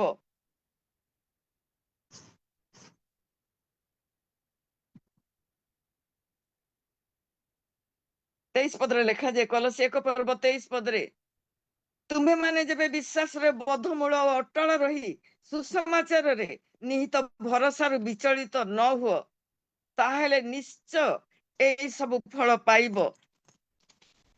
କୋଉ ଫଳ ମୋ ପ୍ରିୟ ମାନେ ଆମେ ପାଇବା? ଅଭିଷେକ ଭଉଣୀ ତାଙ୍କର ଫଳ ତାଙ୍କୁ ଦେଖାଯାଉ ନାହିଁ, କିନ୍ତୁ ଆଗାମୀ ସମୟରେ ତାଙ୍କର ଫଳ ନିଶ୍ଚୟ ତାଙ୍କୁ ଦେଖାଯିବ। ନ ବି ଦେଖାଗଲେ ବି କିଛି ଯାଏ ଆସେ ନାହିଁ, ଈଶ୍ୱର ତାଙ୍କର କାର୍ଯ୍ୟ କରିବେ। ଜଣେ ବୀଜ ବୁଣେ, ଜଣେ ରୋପଣ କରେ, ଜଣେ ପାଣି ଦିଏ, କିନ୍ତୁ ଈଶ୍ୱର ବୃଦ୍ଧି କରନ୍ତି। ଆମେ ଅନେକ ବାକ୍ୟ ବୁଣୁଛୁ, ଅସଂଖ୍ୟ ବାକ୍ୟ ବୁଣୁଛୁ। ଆମେ ଜାଣିନୁ ଆମର ବୁଣିଥିବା ମଞ୍ଜିଟି ଅଙ୍କୁରିତ ହଉଛି କି ନାହିଁ। ଯଦି ଅଙ୍କୁରିତ ହଉଛି, ସେ କେତେ ବିଶ୍ୱାସରେ ସ୍ଥିର ରହୁଛି, କେତେ ସେ ପ୍ରଭୁଙ୍କୁ ସ୍ୱୀକାର କରୁଛି, କେତେ ବିପଦପୂର୍ଣ୍ଣ ମୁହୂର୍ତ୍ତକୁ ସେ ଫେସ୍ କରୁଛି, ଆମେ କିଛି ଜାଣିନୁ। କିନ୍ତୁ ଈଶ୍ୱର କହିଲେ ଯେ ମୋର କୌଣସି ବାକ୍ୟ ବିନା କାର୍ଯ୍ୟ କରି ଫେରି ଆସିବ ନାହିଁ।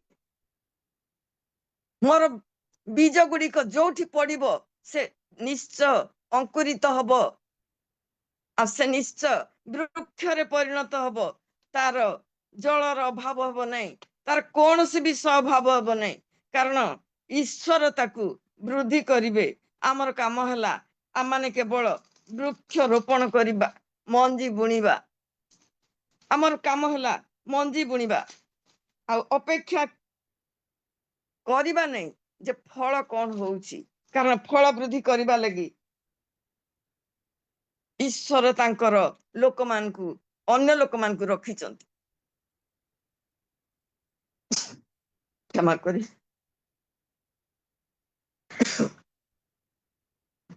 ଯେଶୟା 55 ପର୍ବ 10 ଆଉ 11 ଆପଣ ସବୁ ସେ ପଦଟି ଦେଖିବେ। ଆମର ନିର୍ଗତ ବାକ୍ୟ ଯେ କେବେ ମଧ୍ୟ ନିଷ୍ଫଳ ହୋଇ ଫେରି ଆସିବନି। ଯୋଉ ବାକ୍ୟ ସେମାନେ ବୁଣିକି ଆସିଛନ୍ତି ସେ ଭଉଣୀ ଜେଲଖାନା ଭିତରେ, ସେ ଅବଶ୍ୟ କାର୍ଯ୍ୟକାରୀ ହବ। ଆମେ ପ୍ରାର୍ଥନା କରୁ ବା ନ କରୁ, ମୋର ଇଚ୍ଛା, ତାଙ୍କର ଇଚ୍ଛା, ମୋର ବି ଇଚ୍ଛା, ଆମେ ପ୍ରାର୍ଥନାରେ ଲାଗି ରହିବା। କିନ୍ତୁ ମୋ ପ୍ରିୟ ମାନେ, ଈଶ୍ୱର ତାଙ୍କ କାର୍ଯ୍ୟ କରିବେ। ଈଶ୍ୱର ସେମାନଙ୍କ ମନରେ ବୁଣା ଯାଇଥିବା ସେ ସତ୍ୟ ମଞ୍ଜିକୁ ବୃଦ୍ଧି କରିବେ। ତାଙ୍କର କାର୍ଯ୍ୟ କେବେ ବନ୍ଦ ହୁଏ ନାହିଁ। ସେହିପରି ସେଇ କଲସ୍ୟ 2 ପର୍ବ 7 ପଦରେ ଲେଖାଯାଏ, ତାହାଙ୍କ ଠାରେ ବଦ୍ଧମୂଳ ଓ ଗୁନ୍ଥା ହୋଇ ପ୍ରାପ୍ତ ଶିକ୍ଷା ଅନୁସାରେ ବିଶ୍ୱାସରେ ନିଷ୍ଠାବାନ ହୋଇ ଅଧିକ ଅଧିକ ଧନ୍ୟବାଦ ଦିଅ। ଆମେ ଧନ୍ୟବାଦ ଦେବା ଯେ ଭଉଣୀ ଯାଇଥିଲେ ଜେଲଖାନାରେ ବୀଜ ବୁଣି ଦେଇ ଆସିଛନ୍ତି। ଧନ୍ୟବାଦ ଦେବା, ଅଙ୍କୁରିତ ସେ କରିବେ। ମୋ ପ୍ରିୟ ମାନେ, ଆପଣ ମାନେ ନିଶ୍ଚୟ ଦେଖିଥିବେ, ଆମେ ଯୋଉ ବିଷୟଟି ଅଳ୍ପ ସମୟ ଆଗରୁ ଆଲୋଚନା କଲୁ ଯେ ଗଛର ଚେର ଅତି ଗଭୀରତମ ପ୍ରଦେଶକୁ ଯାଇ ଖାଦ୍ୟ ସାର ପାଏ। ଯୋଉ ଖଣିଜ ସାର ଗୁଡିକ ଆମେ ଜାଣିଛୁ, ଜଳ ସ୍ରୋତରୁ ଜଳ ପାଏ, ଆଉ ଗଛକୁ ସେ ତାଜା କରି ରଖେ, ଆଉ ଫଳ ଫଳିବା ଲାଗି ସାହାଯ୍ୟ କରେ। ମାଟିରୁ ଉପୁଡି ନ ପଡିବା ପାଇଁ ତାର ଚେର ଗୁଡିକ ଚାରିଆଡେ ବିସ୍ତୃତ ହେଇ ରହି ମାଟିକୁ ଜାବୁଡିକି ଧରେ, ଯାହା ଫଳରେ ସେ ଯେଡେ ବଡ ବାତ୍ୟା ଆସୁ, ବନ୍ୟା ଆସୁ, ଝଡ ଆସୁ, ସେ ଗଛ ଉପୁଡି ପଡେ ନାହିଁ। ଆଉ ଗୋଟେ ବିଷୟ ମାନେ ଦେଖିବା, ଗୁନ୍ଥା ହେଇ ରହିବା, ସଂଯୁକ୍ତ ହେଇ ରହିବା। ଯୀଶୁ କହୁଛନ୍ତି 15 ପର୍ବ 1 ପଦରେ, ମୁଁ ହଉଛି ଦ୍ରାକ୍ଷା ଲତା। ଯୀଶୁ କହୁଛନ୍ତି, ସେଠି ଆମେ ଦେଖିଲୁ ଈଶ୍ୱର ଯାହାର ବିଶ୍ୱାସ ଭୂମି, ସେ ଲୋକ ଧନ୍ୟ।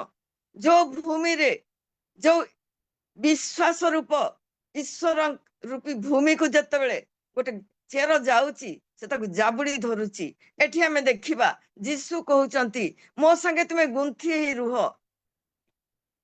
ତୁମର ଗୋଟିଏ ବି ଶାଖା ଯେମିତି ମୋ ଠାରୁ ଅଲଗା ନ ହୁଏ। ସେଇ 15 ପର୍ବ, ଯୋଉନ 15 ପର୍ବ 5 ପଦଟି ଦୟାକରି ପଢିବେ। ମୁଁ ଦ୍ରାକ୍ଷାଲତା, ତୁମେମାନେ ଶାଖା। ଯେ ମୁଁ ଠାରେ ରହେ ଓ ମୁଁ ଯାହାଠାରେ ରହେ ସେ ପ୍ରଚୁର ଫଳ ଫଳେ, କାରଣ ମୋ ବିନା ତୁମେମାନେ କିଛି କରିପାରୁ ନାହିଁ। ଧନ୍ୟବାଦ ଭଉଣୀ, ଈଶ୍ୱରଙ୍କର ସତ୍ୟ ବାକ୍ୟ ଆମେ ପଢିଲୁ। ସେଠାରେ ଆମେ ଦେଖିଲୁ ଯେ ସେ ନଦୀ କୂଳରେ ସ୍ରୋତ ନିକଟରେ ଗଭୀର ଚେର ମାଡ଼ିଥିବା ଗଛ ଫଳବିହୀନ ହୁଏ ନାହିଁ। ସେ ପ୍ରଚୁର ଫଳ ଦିଏ, ସାରା ବର୍ଷ ତା ଦେହରେ ସତେଜତା ଥାଏ, ସବୁଜ ପତ୍ରରେ ସେ ଭରା ଥାଏ, ସେ ତାର ପତ୍ର ହିଁ ମଳିନ ହୁଏ ନାହିଁ। ଏଠି ଆମେ ଦେଖୁଛୁ ଯୀଶୁ କହୁଛନ୍ତି, ଯିଏ ମୋ ସାଙ୍ଗେ ଲାଗି ରହିବ ସେ ମଧ୍ୟ ଫଳବାନ ହବ। ତାଙ୍କ ସହିତ ସଂଯୁକ୍ତ ହେଇ ରହିବାକୁ ପଡିବ ଆମକୁ। ଯଦି ଆମେ ସଂଯୁକ୍ତ ହେଇ ରହୁନୁ, ତାହେଲେ ଆମେ ଛିଣ୍ଡି ପଡିବା। ଆଉ ଗଛରୁ ଡାଳଟିଏ ଯେତେବେଳେ ଛିଣ୍ଡି ପଡେ, ସେତେବେଳେ ସେ ମରିଯାଏ। ତାହା କେବଳ ଜାଳ ପାଇଁ ବ୍ୟବହାର କରାଯାଇପାରେ, ସେଥିରେ ଫଳ ହୁଏ ନାହିଁ, ତାହା କୌଣସି କାର୍ଯ୍ୟରେ ଲାଗେ ନାହିଁ। ଗଛର ମୂଳ ଗଣ୍ଡି ସହିତ ଯୋଉ ଶାଖା ଲାଗି ରହେ, ସେ ଫଳବାନ ହୁଏ। ତାର ପତ୍ର ଫଳ ସବୁ ଲୋକଙ୍କର କାର୍ଯ୍ୟରେ ଲାଗେ। ସେଇ ଗଛରେ ଅନେକ ଚଢେଇ ଯାଇ ବାସ କରନ୍ତି। ସେଇ ଗଛ ତଳେ ପଶୁମାନେ ଭ୍ରମଣ କରନ୍ତି, କାରଣ ସେଇ ଗଛ ଫଳବାନ। ସେ ଗଛରେ ଫଳ ପଡିଲେ ପଶୁମାନେ ଗୋଟେଇ ଖାଆନ୍ତି। ସେଇ ଗଛରେ ବସା ବାନ୍ଧିଲେ ଚଢେଇ ମାନେ ନିରାପଦ ରୁହନ୍ତି। ମୋ ପ୍ରିୟ ମାନେ, ଆମେ କୋଉ ପ୍ରକାର ଗଛ? ଆମେ ଯେ ବିଶ୍ୱାସୀ ମାନେ ଦୀର୍ଘ ବର୍ଷ ହେଲା ବାକ୍ୟ ଶୁଣୁଛୁ, ପଢୁଛୁ, ବାକ୍ୟ ଦଉଛୁ। ମୋ ସହିତ ମୁଁ ଆପଣ ମାନଙ୍କୁ ମଧ୍ୟ ପଚାରେ, ଆମେ କୋଉ ପ୍ରକାରର ଗଛ? ଆମର ଚେର ଆଜି କୋଉଠି ଅଛି? ଆମେ ବାଇଗଣ ଗଛ ପରି ଉପରେ ଥିବା ବା ଝାଉଁ ଗଛ ପରି ବାଲିରେ ବିସ୍ତୃତ ମୂଳ ବୃକ୍ଷ ସଦୃଶ ଅଛୁ, ନା ନଦୀ କୂଳର ଚିରସ୍ରୋତା ସ୍ରୋତରେ ଆମ ଚେର ମାଡିକି ରହିଛି? ଯୀଶୁ କହିଲେ, ମୋ ଜଳ ଯିଏ ପାନ କରିବ ତାର କୌଣସି ଅଭାବ ହବ ନାହିଁ। ସେ ପାନ କରି ତୃପ୍ତ ହେଲା ପରେ ତା ପାଖରୁ ସେ ଜଳ ଉଛୁଳିକିରି ବାହାରିବ, ଆଉ ଅନେକ ଲୋକ ସେ ଜଳ ପାଇ ସନ୍ତୁଷ୍ଟ ହେବେ। ମୁଁ ପଚାରେ, ଆମ ପାଖରେ ଆମେ ଯୋଉ ଜାଗାରେ ରୋପିତ ହେଇଛୁ, ନିଜର ବିସ୍ତାର କରୁଛୁ, ଚେର ମଡଉଛୁ, ଆମ ପାଖରେ କଣ ସେ ଖାଦ୍ୟ ଅଛି କି? ଯୀଶୁ ଯୋଉ ଜଳ ଦେଲେ, ସେ କହିଲେ, ସେ ଯୋଉନ 4 ପର୍ବରେ କହୁଛନ୍ତି 14 ପଦରେ, କିନ୍ତୁ ମୁଁ ଯେଉଁ ଜଳ ଦେବି ତା ଯେ କେହି ପାନ କରେ ସେ କେବେ ହେଁ ତୃଷାର୍ତ୍ତ ହେବ ନାହିଁ, ବରଂ ମୁଁ ତାହାକୁ ଯେଉଁ ଜଳ ଦେବି ତାହା ଅନନ୍ତ ଜୀବନଦାୟକ ଜଳର ନିର୍ଝର ସ୍ୱରୂପେ ତାହାଠାରେ ଉଛୁଳି ଉଠୁଥିବ, ବୋହି ଯାଉଥିବ। ମୋ ପ୍ରିୟ ମାନେ, ସେ ପାଣି ଚାରିଆଡେ ବୋହିଯିବ। ଆମେ ଯଦି ଜଳରେ ପରିପୂର୍ଣ୍ଣ, ଆମର ଜଳ ବୋହିଯିବ। ଅନ୍ୟମାନେ, ଆମର ପାଖ ପଡିଶା ଲୋକ ସେଟା ପାନ କରି ତୃପ୍ତ ହେବେ। ଆମେ ଯଦି ସେଇ ଜଳସ୍ରୋତ ନିକଟର ସେଇ ବୃକ୍ଷ, ଆମେ ଯଦି ଦ୍ରାକ୍ଷାଲତାରେ ସଂଯୁକ୍ତ ଶାଖା, ତାହେଲେ ଆମର ଫଳ ଭୋଜନ କରିବା ଲାଗି ଲୋକମାନେ ଆମ ପାଖକୁ ଆସିବେ। ଆମମାନେ ଆଜି କୋଉ ଜାଗାରେ ଅଛୁ? ଆମର ସଂଯୋଗ ବା ଆମର ସେଇ ବଦ୍ଧତା, ଆମେ ଯେ ବାନ୍ଧିଛୁ କାହା ସହିତ? ଜଗତ ସହିତ, ଜଗତର ଆନନ୍ଦ ସହିତ, ଜଗତର ଉନ୍ମାଦତା ସହିତ ଆମେ ଯୋଡି ହେଇ ଜଗତ ସହିତ ଚାଲୁଛୁ, ନା ବାକ୍ୟ ସହିତ ଆମେ ଗୁନ୍ଥା ହେଇକି ଅଛୁ? ଏ ବାକ୍ୟ ଆମକୁ ଖାଦ୍ୟ ଦେବ, ଏ ବାକ୍ୟରୁ ଆମେ ସାର ପାଇବୁ, ଏ ବାକ୍ୟ ଆମକୁ ଫଳବାନ କରିବ। ଆମ ଫଳ ଦେଖି ଜଗତ ଆଶ୍ଚର୍ଯ୍ୟ ହବ। ଆମର ପାଖରୁ ଫଳ ନେଇ ଜଗତ ଆମର ମୁଖର ବାକ୍ୟ ଫଳ ସଦୃଶ ସେମାନଙ୍କୁ ତୃପ୍ତ କରିବ। ଆମେ କଣ କରିପାରୁଛୁ କି? ଆମର ଦୃଢ ଚେର ଆଜି କାହା ଉପରେ ଠିଆ ହେଇଛି? କୋଉ ମାଟିକୁ ଆମର ବିଶ୍ୱାସ ଜାବୁଡି ଧରିଛି? ଆମେ କାହାର ବଳରେ ଆଜି ଠିଆ ହେଇଛୁ? ଶେଷରେ ମୁଁ ଗୋଟେ ଛୋଟ ଉଦ୍ଭିଦ ବିଷୟରେ ଆପଣ ମାନଙ୍କୁ କହିବାକୁ ଚାହେଁ। ସେ ଉଦ୍ଭିଦ ଗୋଟେ ଦକ୍ଷିଣ ଆମେରିକାରେ ଦେଖାଯାଏ। ଆପଣ ମାନେ ବି ହୁଏତ ତା ବିଷୟରେ ଜାଣିଥିବେ, ଶୁଣିଥିବେ। ଗୁଳ୍ମ ଅର୍ଥାତ୍ ଗୋଟେ ଛୋଟ ଭୂଇଁରେ ଲାଗିଥିବା ବୁଦା ପରିକା ବିଷ। ମୁଁ ଭାବୁଛି ଏଇ ଯୋଉ ମେଳା ଫେଳା ଆସେ, ସେଇଠି ଆପଣ ଦେଖିଥିବେ ଶୁଖିଲା ଚେର ପରିକା ଗଛ ଧରି କିଛି ଲୋକ ବସିଥାନ୍ତି, ଆଉ କୁହନ୍ତି, ଗୋଟେ ପାତ୍ର ଦେଖାନ୍ତି ଆଉ କୁହନ୍ତି, ଦେଖ ଏଇ ପାତ୍ର ଭିତରେ ଆମେ ଶୁଖିଲା ଗଛକୁ ରଖିଦେଲୁ, ଆଉ ସେଟା ସତେଜ ହେଇଯାଇଛି। ଆଉ ଆପଣ ମାନେ କିଣିଥିବେ କି ନାହିଁ ଜାଣେ, ମୁଁ ଜାଣେନି, କିନ୍ତୁ ମୁଁ 10 ଟଙ୍କା ଦେଇକିରି ଗୋଟେ ଗଛ କିଣିଥିଲି। ଆଉ ତା କଥା ମତେ ଆଣିକିରି ମୁଁ ତାକୁ ପକେଇଲି ଗୋଟେ ଗ୍ଲାସରେ ପାଣି ରଖିକିରି, ଆଉ ଦୀର୍ଘ ଦିନ ଅପେକ୍ଷା କଲି, ସେଟା ତାଜା ହେଲା ନାହିଁ। ମୁଁ ଜାଣିଲି ସେ ମତେ ଠକି ଦେଇଛି। ଆପଣ ମାନେ ବି ହୁଏତ ଠକି ହେଇଥିବେ କେବେ। କିନ୍ତୁ ସେଇ ଜାତୀୟ ଗୋଟେ ଗଛ ବିଷୟରେ ମୁଁ କହୁଛି। ଏଇଟା ଅନେକଟା, ଆପଣ ମାନେ ସମସ୍ତେ ଲାଜକୁଳି ଗଛ ଦେଖିଥିବେ, ବୁଦା ପରି ମାଡିଥାଏ ତଳେ, କିନ୍ତୁ ଏଇ ଗୁଳ୍ମଟି ସେତେ ବେଶୀ ନମାଡିଲେ ମଧ୍ୟ ସେଇ ଜାତୀୟ। ଆଉ ଇଏ କଣ କରେ, ଭୂମିରେ ସନ୍ତସନ୍ତିଆ ପାଣି ଜାଗାରେ କେବଳ ଇଏ ବଢେ, ଆଉ ଖୁବ ସୁନ୍ଦର ଭାବରେ ଶାଗୁଆ ଦେଖାଯାଏ, ଖୁବ ସୁନ୍ଦର ଦେଖାଯାଏ। କିନ୍ତୁ ଯେତେବେଳେ ସେଇ ଭୂମି ଶୁଖିଯାଏ, ସମ୍ପୂର୍ଣ୍ଣ ସେ ଭୂମି ଯେତେବେଳେ ପାଣି ଶୂନ୍ୟ ହେଇଯାଏ, ସେ ଗଛଟି କଣ କରେ, ଆପେ ଆପେ ତା ଚେର ବାହାରି ଆସେ ବାହାରକୁ। ଆଉ ସେ ଗୁଳ୍ମଟି ଏମିତି ପେଣ୍ଡୁ ପରିକା ଗୁଡେଇ ହେଇଯାଏ। ଗୁଡେଇ ହେଇକିରି ସେ ଗଡି ଗଡି ଚାଲେ, ପବନ ତାକୁ ଯୁଆଡେ ନିଏ ସେ ସିଆଡେ ଗଡି ଗଡି ଯାଏ, ଠିକ ମାଟି ଉପରେ ସେ ଗଡି ଗଡି ଯାଏ। ଆଉ ଯୋଉଠି ପାଣି ପାଏ, ଯୋଉଠି ସେ ପାଣି ପାଏ ସେଇ ଜାଗାରେ ସେ ଅଟକି ଯାଏ, ଆଉ ସାଙ୍ଗେ ସାଙ୍ଗେ ତା ଚେର ଭୂମିରେ ପଶିଯାଏ, ଆଉ ସେ ସାଙ୍ଗେ ସାଙ୍ଗେ ବିଛେଇ ହେଇଯାଏ। ତାର ଯୋଉ ସମସ୍ତ ଶରୀର ଗୁଡେଇ ହେଇଯାଇଥିଲା ସେଗୁଡା ବିଛେଇ ହେଇଯାଏ, ଆଉ ସେ ଚେରରୁ ସେ ଚେର ବାଟେ ପାଣି ଉପରକୁ ଆସିଲା କ୍ଷଣି ସେ ଗଛଟା ଗ୍ରୀନ ହେଇଯାଏ। ଆଉ ଏଇଟା ମୁଁ ବହିରୁ ପଢିକି ଗୋଟେ ବାଇବଲ ରେଫରେନ୍ସ ରୁ ପଢିକି ମୁଁ ଆପଣ ମାନଙ୍କୁ କହୁଛି ସତ କଥା, କିନ୍ତୁ ୟୁଟ୍ୟୁବ ରୁ ମଧ୍ୟ ମୁଁ ଗୋଟେ ଦିନ ହଠାତ୍ ଏଇ ଗଛର ଗୋଟେ ଇଏ ପାଇଲି, ଆଉ ମୁଁ ଦେଖିଲି ସେ ଚମତ୍କାର ଭାବରେ ଗଡୁଛି, ଗଡି ଗଡି ଚାଲୁଛି, ଆଉ ଯୋଉ ଜାଗାରେ ପାଣି ପାଉଛି ସେ ଅଟକି ଯାଉଛି, ଚେର ତଳକୁ ପୁରେଇ ଦଉଛି, ଆଉ ସେ ପୁଣି ସତେଜ ହେଇଯାଉଛି। ଯେମିତି ପାଣି ସରି ଯାଉଛି ସେ ପୁନର୍ବାର ତା ଚେର ଉପରକୁ ଆସୁଛି, ଆଉ ସେ ସେମିତି ପେଣ୍ଡୁ ପରି ଗଡି ଗଡି ଚାଲିଛି। ତାର ଗଡିବା, ପାଣି ମିଳିଲେ ସତେଜ ହବା ପ୍ରକ୍ରିୟା ମୁଁ ଦେଖୁଥିବା ଭିତରେ ଅନ୍ତତଃ 5-6ଟି ଜାଗାରେ ସେ ସେଇପରି ଭାବରେ ତାର ସେ ଜୀବନ୍ତ ହେଲା, ଆଉ ପୁଣି ଥରେ ଶୁଖିଲା ହେଇଗଲା। ମୋ ପ୍ରିୟ ମାନେ, ଆଜି ନିଜ ନିଜକୁ ପ୍ରଶ୍ନ କରୁ, ଆମେ କଣ ସେଇ ଗଛ ପରି? ବାକ୍ୟ ଶୁଣିଲୁ, ଉତ୍ତେଜନା ଆସିଲା, ରିଭାଇଭାଲ ମିଟିଂ ରେ ଅନେକ ସୁନ୍ଦର ସୁନ୍ଦର ବାକ୍ୟ ହେଲା, ପଚରା ଗଲା କିଏ ଆଜି ଯୀଶୁଙ୍କୁ ପାଇଛ, ଆମେ ଠିଆ ହେଇଗଲୁ, ସାମ୍ନାକୁ ଗଲୁ, ଆମ ଲାଗି ପ୍ରାର୍ଥନା କରାଗଲା, ଆମେ ଆଖିରୁ ଲୁହ ଝରେଇଲୁ, କାନ୍ଦିଲୁ, ପ୍ରାର୍ଥନା କଲୁ, ମୁଁ ଆଜିଠାରୁ ଆଉ କେବେ ଈଶ୍ୱର ପ୍ରଭୁଙ୍କ ଦୂରକୁ ଯିବି ନାହିଁ ପ୍ରତିଜ୍ଞା କଲୁ, ଘରକୁ ଆସିଲୁ। ସେଇ ଯୀଶୁଙ୍କର କାହାଣୀ ପରି ପଥୁରିଆ ଜମିରେ ପଡିଥିବା ସେଇ ମଞ୍ଜିର ଗଛ ପରି ପାଣି ଶୁଖିଗଲା, ଆମେ ମରିଗଲୁ। କଣ୍ଟା ବୁଦା ଭିତରେ ଆଉ କିଛି ଦିନ ଆମେ ଚାଲିଗଲା, ଆମର ସେଇ ଉତ୍ତେଜନା କଣ୍ଟା ଚାପିଦେଲା, ଜଗତର ସବୁ କିଛି ଯେମିତି କହନ୍ତି ଜଗତର ଚାପ ଭିତରେ ଆମେ ଚାପି ହେଇଗଲୁ, ଆଉ ସଙ୍ଗେ ସଙ୍ଗେ ଆମର ପ୍ରଭୁ ଜୀବନରେ ମୃତ୍ୟୁ ଆସିଗଲା। ପ୍ରଭୁ ଆପଣ ମାନଙ୍କୁ ଆଶୀର୍ବାଦ କରନ୍ତୁ। ନିଜକୁ ଆପଣ ପ୍ରଶ୍ନ କରନ୍ତୁ, ସେଇ ବଦ୍ଧ ମୂଳ ଯୀଶୁଙ୍କର ଈଶ୍ୱରଙ୍କର ସେ ଈଶ୍ୱର ରୂପୀ ବିଶ୍ୱାସ ଭୂମିରେ ଆପଣ ଠିଆ ହେଇଛନ୍ତି କି? ସେତେ ପର୍ଯ୍ୟନ୍ତ ଆପଣଙ୍କ ଚେର ମାଡିଛି କି?